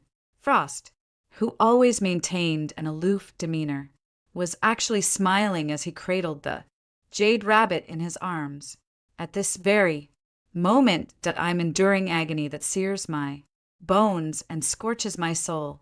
Onyx flashed me a triumphant grin before personally shoving me into the celestial pool, a place even gods fear to tread. The razor-sharp gales sliced through my flesh, leaving wounds so deep my bones were visible. Of nothing compares to this heartache. In my last conscious moment, I still saw the golden phoenix light erupting from my bones till death. I couldn't understand, with the purest phoenix bloodline in my veins, why did my true form manifest as a lowly black serpent. The agony of my past life remains vivid before my eyes. In this lifetime I will uncover the truth no matter what. Just like in my past life, I smiled and accepted the 100 feather skirt, but the moment I lowered my head, a cold glint flashed through my eyes. Peach had served me for thousands of years, and she was also the first to discover the jade rabbit. Out of kindness, I saved the jade rabbit's life, only to die with bitter regret in the end. In my past life, IT must have been Peach and the jade rabbit conspiring together that caused my death. Suppressing my murderous intent, I casually made up an excuse to send Peach away. I've heard snow lotuses grow on the mountain. Peaks. Fetch some for me. Peach's gaze faltered. Panic flashing across her face. Your Highness, your coming of age ceremony is tomorrow. How could I possibly leave for the snow mountains at such a time? My expression turned glacial as an oppressive aura radiated from my entire being, my icy stare pinning her in place. You will obey my command without question. Trembling under the ancestral pressure coursing through her veins, Peach collapsed to her knees. Rendered completely speechless, she could only keep dying to me frantically with a wave of my hand. Golden-hued magic forcibly ejected her were it not for our millennial-old bond. I'd have executed her on the spot, yet lacking concrete evidence. I still harbor an inexplicable hesitation toward Peach. I'll kill her after uncovering the truth. There's no rush. Tossing the feathered skirt aside, I strode out of the bedchamber. After rummaging through the archives for hours, I finally unearthed a bloodline detection ritual. I wonder if the jade rabbit has tampered with my bloodline by now. I decided to run a quick test. First, following the ancient ritual described in the tome, I flicked my right wrist and a crimson gold phoenix feather materialized in my palm. This was one of the few genuine phoenix feathers my divine mother left me after her fall. A dagger appeared in my left hand that then reversed its grip before plunging straight toward my chest. Dripped 3 drops of heart's blood onto the phoenix feathered, then set it ablaze. Amidst the flames, faint crimson gold flickers appeared as blood and feather turned to ash, filling the air with a sweet ethereal fragrance. The moment the fire died out, a golden phoenix silhouette emerged from the embers. I stood transfixed as tears began to fall. This proves I am truly the daughter of the mother goddess with phoenix blood coursing through my veins after enduring slander and slaughter. I now know with certainty my true form could never be some lowly black serpent. Juno, are you in? There the door rattled with Frost's voice behind it. Bitterness welled up in my heart, yet I deliberately softened my voice. Frost, could you do something for me? Frost looked puzzled, but complied without question. Turning to leave without even asking why. When he returned, he handed me a tuft of rabbit fur and a small jade green vial containing unmistakable drops of heart's blood. I thanked him, and Frost gazed at me, the usually aloof immortal's eyes now brimming with tenderness. He raised his hand as if to tousle my hair, then withdrew it with a shy murmur. Juno. After your coming of age ceremony. Tomorrow we can be wed. Gazing at Frost's devoted expression, I felt momentarily dazed. The man who discarded me like trash in our past life now burns with affection. Which version reveals Frost's true nature? Ice filled my heart as I bid him a hollow farewell. I shut the door and eagerly dripped the jade rabbit's heart blood onto the phoenix feather before igniting the flames. Amidst the fire, a pure white glow flickered faintly as the blood and feather burnt to ashes. Instead of the previous sweet fragrance, a foul stench now filled the air. The moment the flames died out, the vision within became clear. And what I saw left me utterly stunned. It's actually a phoenix. Too. Onyx really is a phoenix, but the goddess only bore me as her daughter. By all rights, I should be the only phoenix in existence. What in the world is going on? I stormed out with a dark expression, utterly baffled by the reason. With the coming of age ceremony approaching, am I doomed to relive the misery of my past life, dasedand. Distracted, that I bumped straight into someone on the road. Juno, that you seem really unsettled. What's going on? I looked up and saw my brother Hayden, his eyes filled with concern as he reached for my arm. Are you feeling unwell? Tell me that I'll get you some herbal medicine. His caring expression was just like when we were children, when I first gained consciousness in my fledgling years. The mother goddess had already fallen, and the father god became a broken man, wandering abroad perpetually. It was my elder brother who shouldered the Phoenix clan's burdens, managing tribal affairs, while raising me single-handedly. The first magic I mastered, the first gown I ever owned, all gifts from his hands. He nurtured me with such devotion, pouring his entire being into spoiling me until I became the undisputed little princess of the Phoenix clan. Yet it was he who personally carved out my core essence, watching me writhe in agony, watching my spirit break. Hayden merely presented the bloodied core to the jade rabbit. With reverence, he declared, only a phoenix of onyx's pure lineage deserves to be my sister. Remembering my past life, I fought to study my trembling hands and flashed Hayden a saccharine smile. Brother, I can't stand that jade rabbit. Would you kill her for me? Without a moment's hesitation, Hayden charged at Onyx with his sword drawn. Her face was pale with panic, tears welling in her eyes as she pleaded, Your Highness, what are you doing?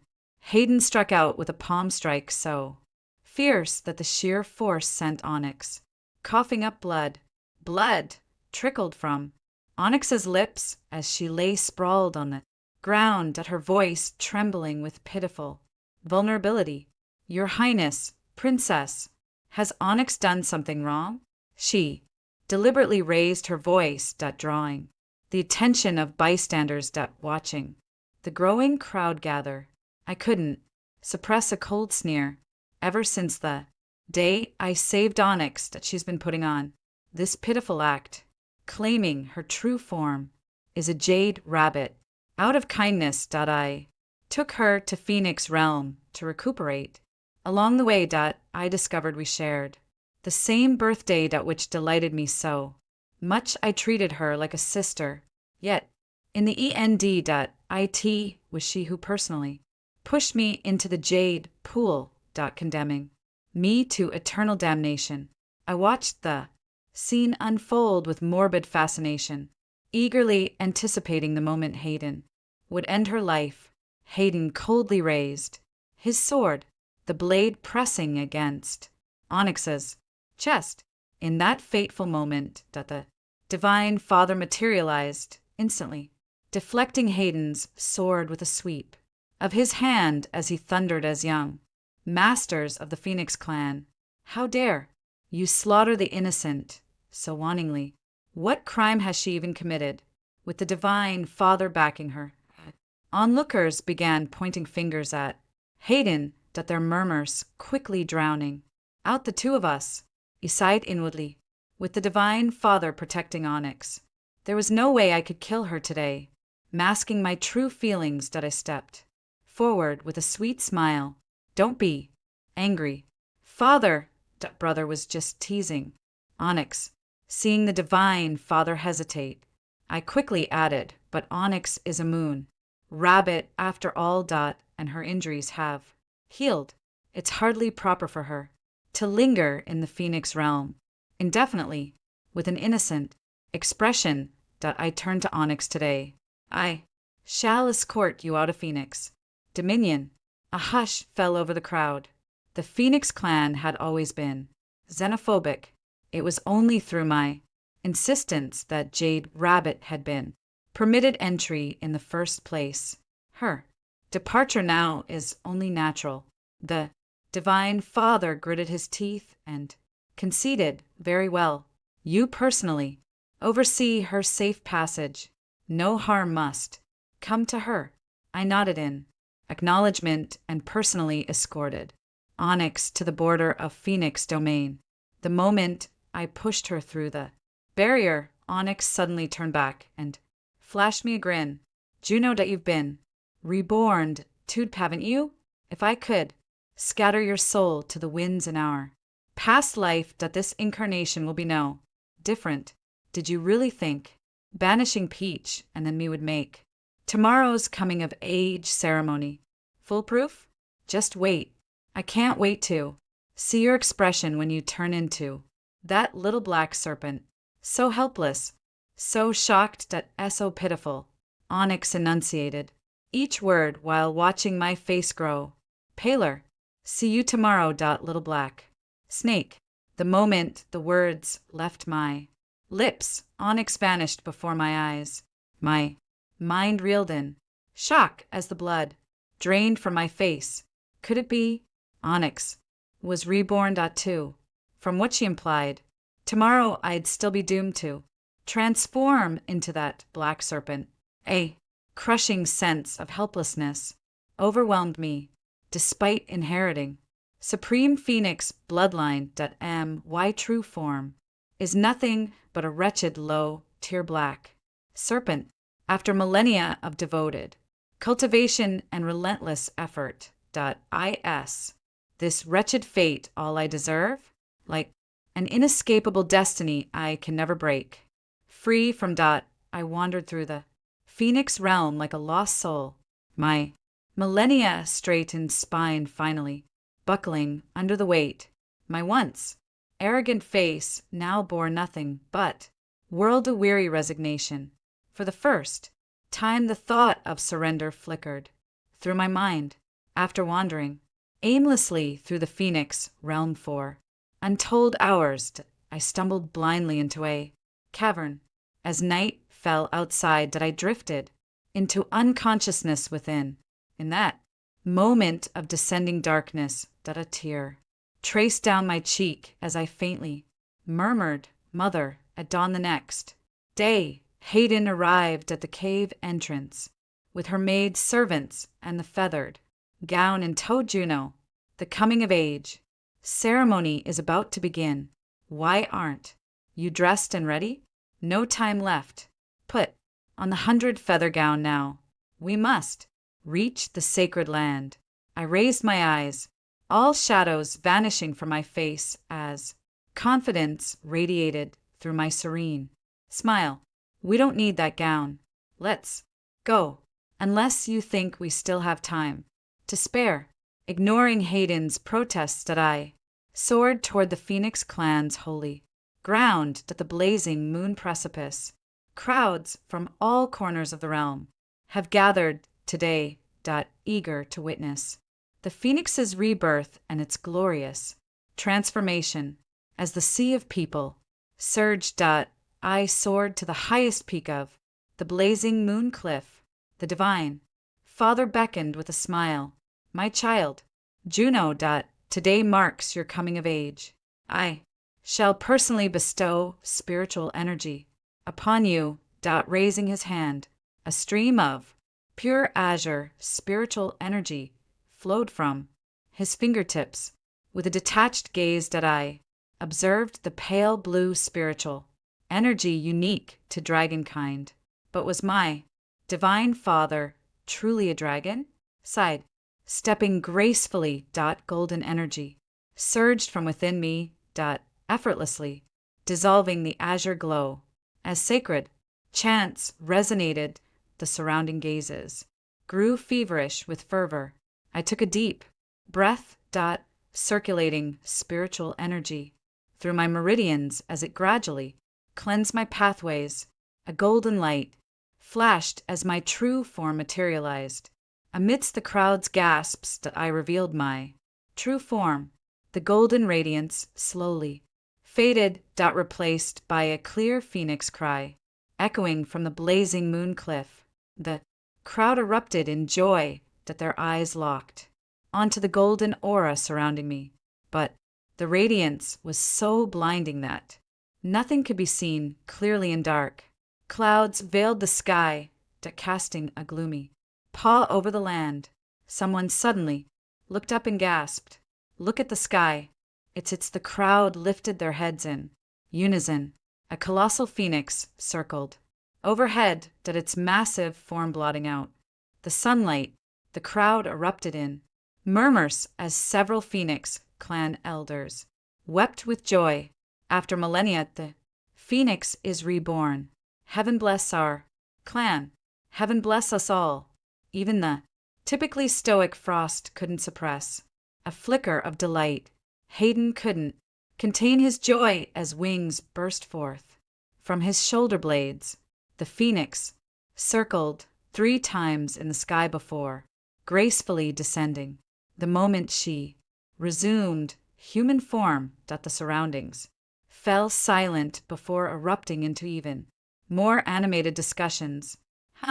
Why, isn't it Juno? Wasn't today supposed to be Princess Juno of the Phoenix clans coming of age ceremony? Why isn't she a Phoenix? She looks familiar. Wait, isn't that the jade rabbit Juno picked up? What was her name? Onyx. Onyx wore a perfectly poised smile, dressed in that feathered gown that her eyes gleaming with barely concealed triumph that she extended her hand, pointing directly toward where I stood. Behold, the so-called princess our Phoenix clan has worshipped for millennia. What a vile creature she truly is, as her finger pointed the golden radiance shattered, revealing my true form before the crowd, a repulsive, low-born black serpent. Amidst the crowd's shocked gasps, Onyx's lips curled into a cruel smile as Phoenix fire coalesced in her palm. On the very day I reclaimed my Phoenix throne, I shall first slay this bastard who stolen my identity for years. The sacred Phoenix flames came rushing toward me. Scorching heat infused with spiritual energy engulfed everything. True Phoenix fire consumes all things, even souls and marrow. I didn't even flinch, letting out a cold laugh as I watched the approaching flames. In this new life, Onyx's desire to kill me has grown, utterly unrestrained. Her eyes burned with hatred toward me, brimming with barely contained triumph. Onyx projected her words directly into my mind using spiritual energy. Juno consumed by Phoenix flames. Do you really think you'll get a second chance? I let out a soft laugh as scorching flames engulfed me, my entire body igniting. This foolish rabbit still doesn't realize I'm no black serpent, but an ancient true Phoenix for the primordial Phoenix. The first death rewinds time. The second death brings rebirth from ashes. My flesh and blood were completely consumed by Onyx's Phoenix flames, yet my spirit hovered midair, sensing the surging spiritual energy from all directions. 10.000 miles away, the ancient true Phoenix's skeletal remains stirred beneath the snow-capped mountains. I watched the scene at blazing Mooncliff with a cold laugh, gathering strength for my rebirth. A burst of Onyx's Phoenix flames consumed me entirely, leaving the ash and Mooncliff in stunned silence as everyone believed my soul had been utterly annihilated. Hayden stared blankly at the scorched remains. Now, nothing but desolation. But then he turned his gaze toward Onyx and demanded, "What the hell just happened?" My divine father roared with laughter, his mirth echoing across the ash and Mooncliff. I perished on the spot. Yet the divine father showed no notice, his face radiant with joy. He clapped Onyx's shoulder, eyes brimming with pride and satisfaction, since Onyx has revealed his true Phoenix form before all. The truth is now plain for all to see. Onyx alone carries my bloodline, so pure. So undiluted. Hate and frozen shock lifting his gaze to the Father God. Father, are you saying Onyx is actually yours and mother's daughter? My true blood sister. Onyx smiled serenely as she stepped forward to clasp Hayden's hand. Her face radiated pure innocence, like an unblemished white flower, as she whispered tenderly, "Yes, brother, I'm the true Phoenix heir. That Juno stole my identity for over 1,000 years. She's nothing but a vile little black serpent. That wretched species desecrates our Phoenix domain just by setting foot here." The term wretched species seemed to strike a chord in Hayden. His furrowed brow relaxed as his tone softened. My sister. Hayden undoubtedly possesses the purest Phoenix bloodline. I let out a quiet laugh. Such were my own flesh and blood. Everyone rejoices at Onyx's homecoming, celebrating the birth of a new Phoenix. And the Phoenix clan, did anyone spare a single moment to mourn my death? Even if I were just a little black snake. I've stood by their side for millennia. Was all that familiar love from the past just an illusion? So cold, hearted. So utterly ruthless, despite the sorrows of my past life. I still felt my eyes stinging with unshed tears. Frost hooded, grown up by my side all these years. Was now kneeling on one knee. Proposing to Onyx. Never one for words. His flushed face now bore an expression of utmost sincerity. Onyx. You and the celestial Emperor's daughter were betrothed before birth. Your return to the wind throne now feels like heaven's fortune. I wish to ask for your hand. Onyx. My heart has long been yours. Would you honor me as the celestial crown princess? Frost knelt before Onyx with ink-black hair cascading down his spine straight as jade bamboo in a single knee. Genuflection, an aura of aristocratic grace emanated from his entire being.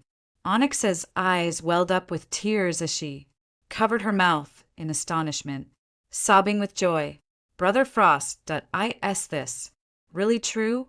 As Onyx accepted the marriage proposal, the two embraced tenderly while tears erupted around them. The onlookers beamed with delight, applauding the Phoenix princess and the celestial prince. What a match made in heaven. Others sneered mockingly that Juno, and a wonder she trained so obsessively. Turns out she's just lowborn trash, afraid of being exposed. A lowly black snake dreaming of becoming a Phoenix. What a joke. What a despicable wretch.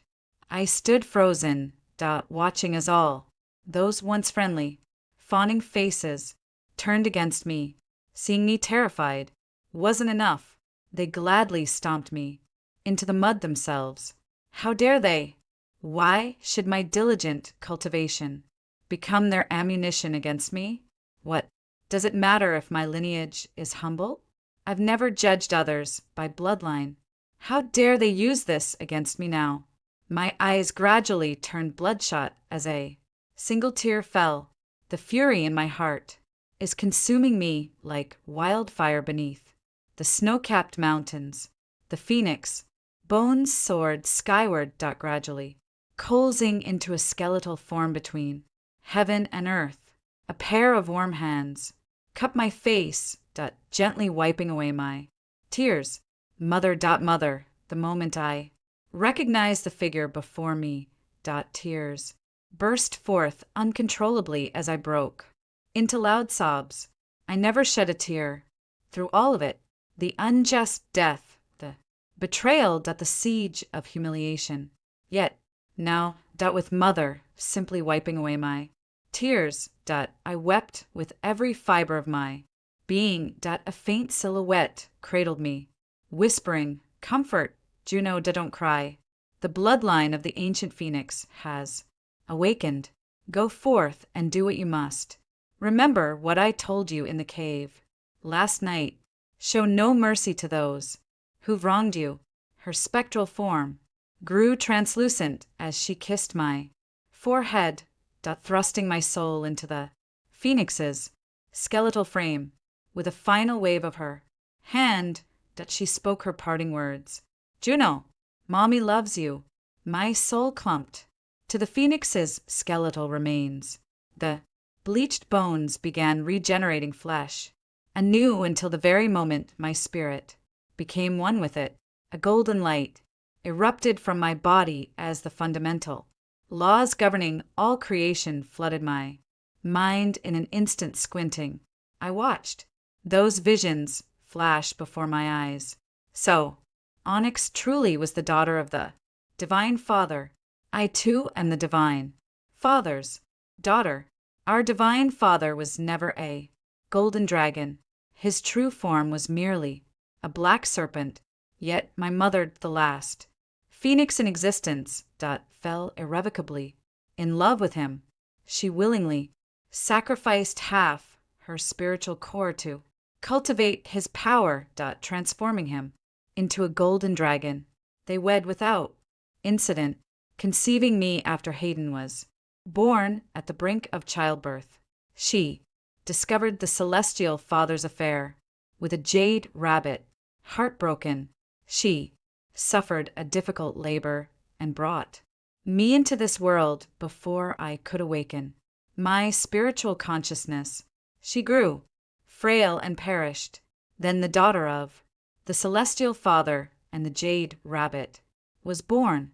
They named her Onyx, driven by selfish motives. My father swapped her core essences and paved a golden path for Onyx. He awaited this coming of age ceremony to enshrine Onyx upon the Phoenix altar. As the truth unfolded before me, my eyelids slowly closed. When they opened again, my gaze held no warmth, only glacial emptiness. Dark clouds now choked the sky, their growling thunder shaking the air. A blinding streak of light pierced the heavens like a divine sword thrusting toward the firmament. A crystalline phoenix cry echoed across the skies. Above Moonburn Cliff, countless birds converged from all directions as flowers burst into bloom across the land. Sacred chants resounded through the skies as the primordial phoenix descended upon Moonburn Cliff, encircled by 100 birds. In an instant, everyone present felt the primal pressure coursing through their veins. The phoenix clansmen immediately dropped to their knees, while others from across the realms fared slightly better, though their legs trembled violently as they struggled to remain standing. Hayden, my closest blood relative, felt it most acutely and could no longer lift his head.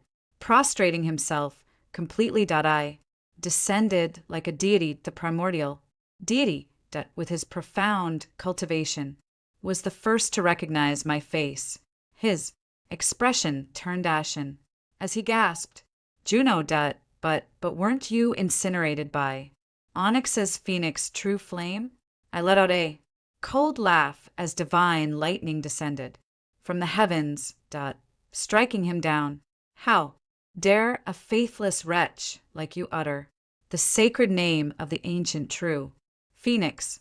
This heavenly thunder was unlike what he summoned in his past life. It was the wrath of the heavens. Did a divine rainbow lightning strike with just one strike? It shattered the Father God's millennia of cultivation in an instant. Clutching his chest, he let out a pain groan as blood trickled from his lips, his eyes wide with disbelief. The primordial phoenix. You're actually the primordial phoenix. No wonder he was stunned.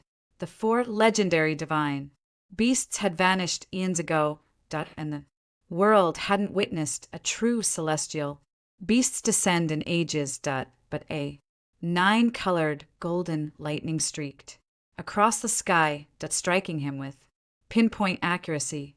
I lifted my gaze. Voice I see, I told you you're unworthy. The divine bolt instantly reduced him to his true form with a flick of my hand.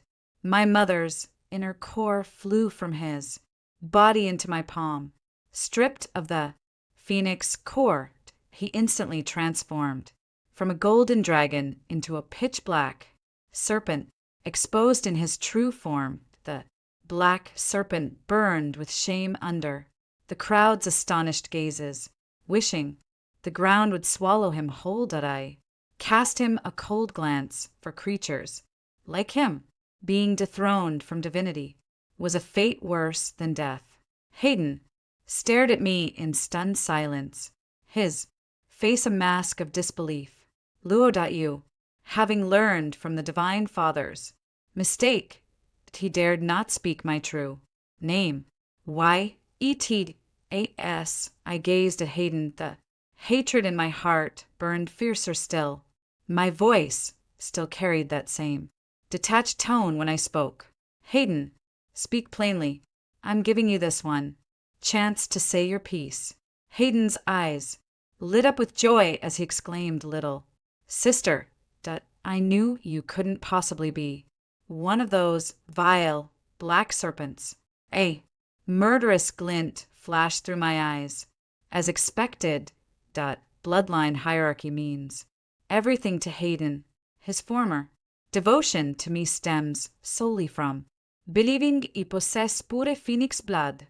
The moment he learned my true form was a black serpent, while Onyx's was a phoenix, he abandoned me without hesitation to curry favor with Onyx. Neither familial bonds nor blood relations hold any significance in Hayden's heart, as long as his sister remains the most noble phoenix. Nothing else matters. How utterly revolting I could bear it no longer with a sweep of my hand. Crimson gold spiritual energy streamed into Hayden's body like wisps of smoke. In an instant, his body erupted in golden light as he collapsed, writhing and howling in agony. I look down at him with detached calm.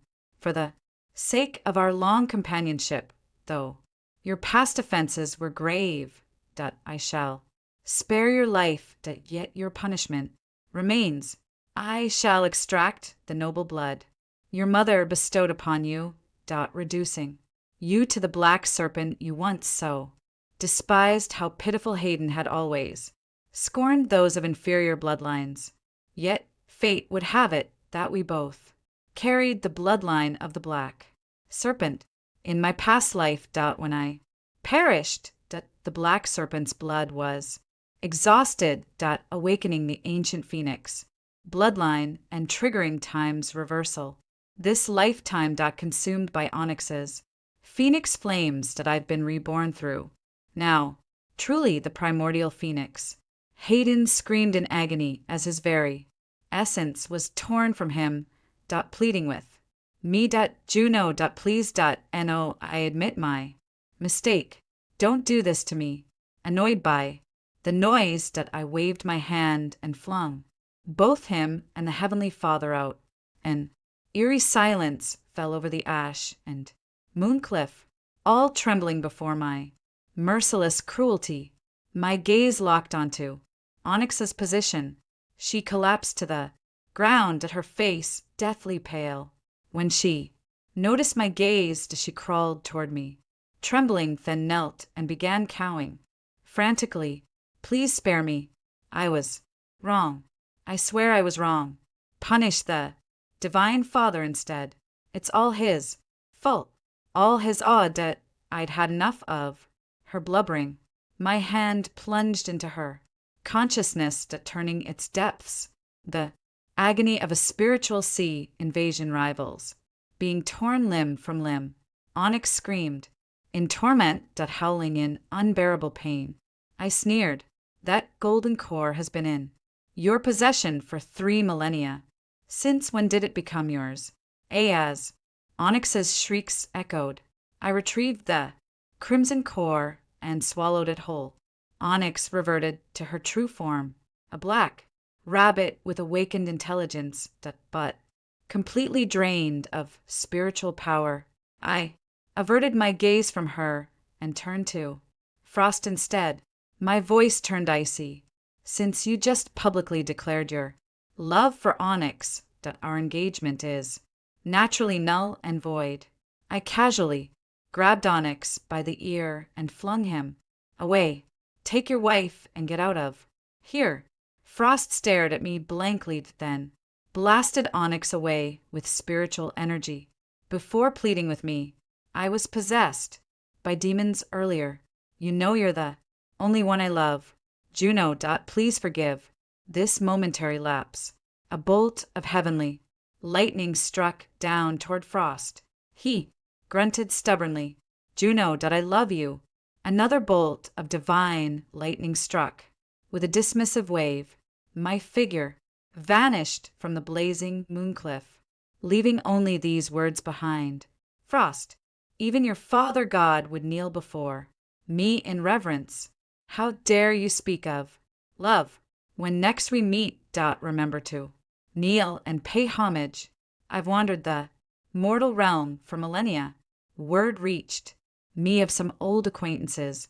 The Hayden father and son were hunted by the Serpent clan, meeting their end through death by 1,000 cuts with a darkened expression.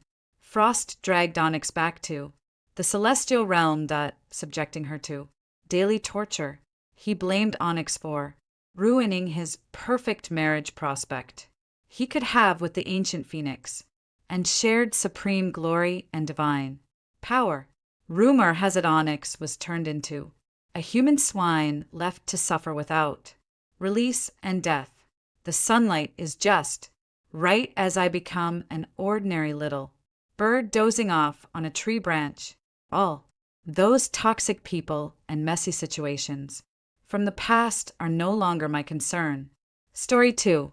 My alum nest in country M sent me a message.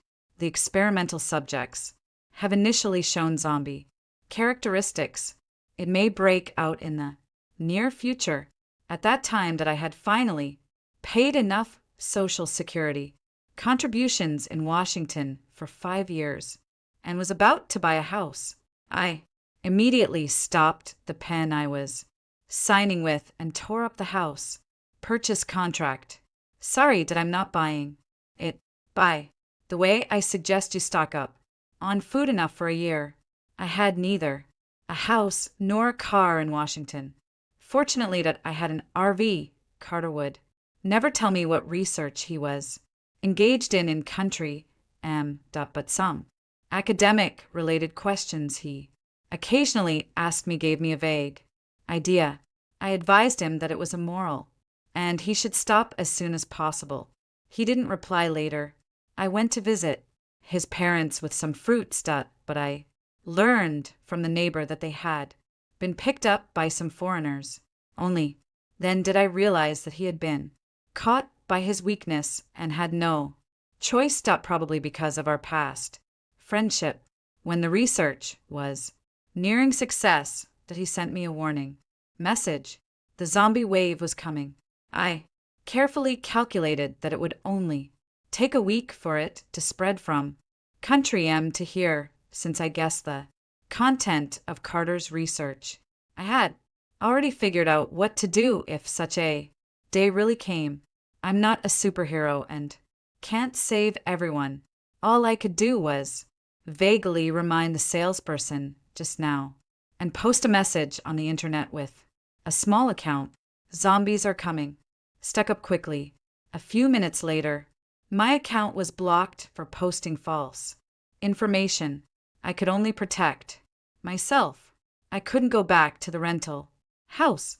It was too small and old, and its defensibility was extremely poor. I decided to stay in my RV, and my only hobby was self-driving tours. To ensure comfort during long trips, I used my first deposit to buy an RV. It cost over 600.000 yuan, which was enough for me to pay the down payment for a house in my hometown. Now that it seems that it was worth it due to license plate restrictions. I usually park the car in a free parking lot in the suburbs. Now, I need to drive it to find a hidden and at least semi-enclosed place to store things after driving around the suburbs.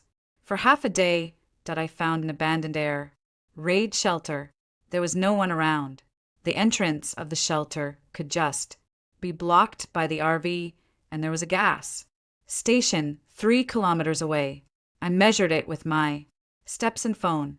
It was about 100 square meters here. After choosing the place, I parked the car at the entrance. Took a taxi to the car rental company. And rented a pickup truck. In the next few days, I would rely on it to transport goods. I drove the pickup truck back to the rental house first. Packed up all the useful things. And moved them onto the truck. Then I went to the hardware, labor protection. And market. And bought cleaning tools. Tarpaulins. Shelves, miner lamps. Woven bags. Electric drills. Thick and thin hemp ropes. And expansion screws. I also went to the supermarket and bought insecticides before purchasing other supplies that I had to plan the air raid shelter first. Pulling a truckload of tools, I returned to the air raid shelter. I put on my labor protection clothing. Plastic shoes. And a mask. Turned on the miner's lamp and adjusted the brightness. And then started the first round of cleaning. It could be seen that no one had been here before. There was a thick layer of dust and fallen leaves inside. The garbage filled 20 woven bags. After sweeping. I sprayed insecticide again. In late autumn, that there might still be some stubborn insects. While waiting for the smell to dissipate, I pulled the garbage out and threw it away. On my way back, I passed a convenience store and went in to buy some bento, but thinking that eating hot food might become a luxury in the future. I put down the bento and went to the barbecue shop next to it. The meat was sizzling on the grill and the aroma filled the air. I didn't care if it was hot and wrapped it in pill leaves and stuffed it into my mouth. It was so delicious. The shop gave me barley tea to relieve the greasiness. After eating and drinking my fill. I suddenly felt a sense of sadness, as if I were having my last meal.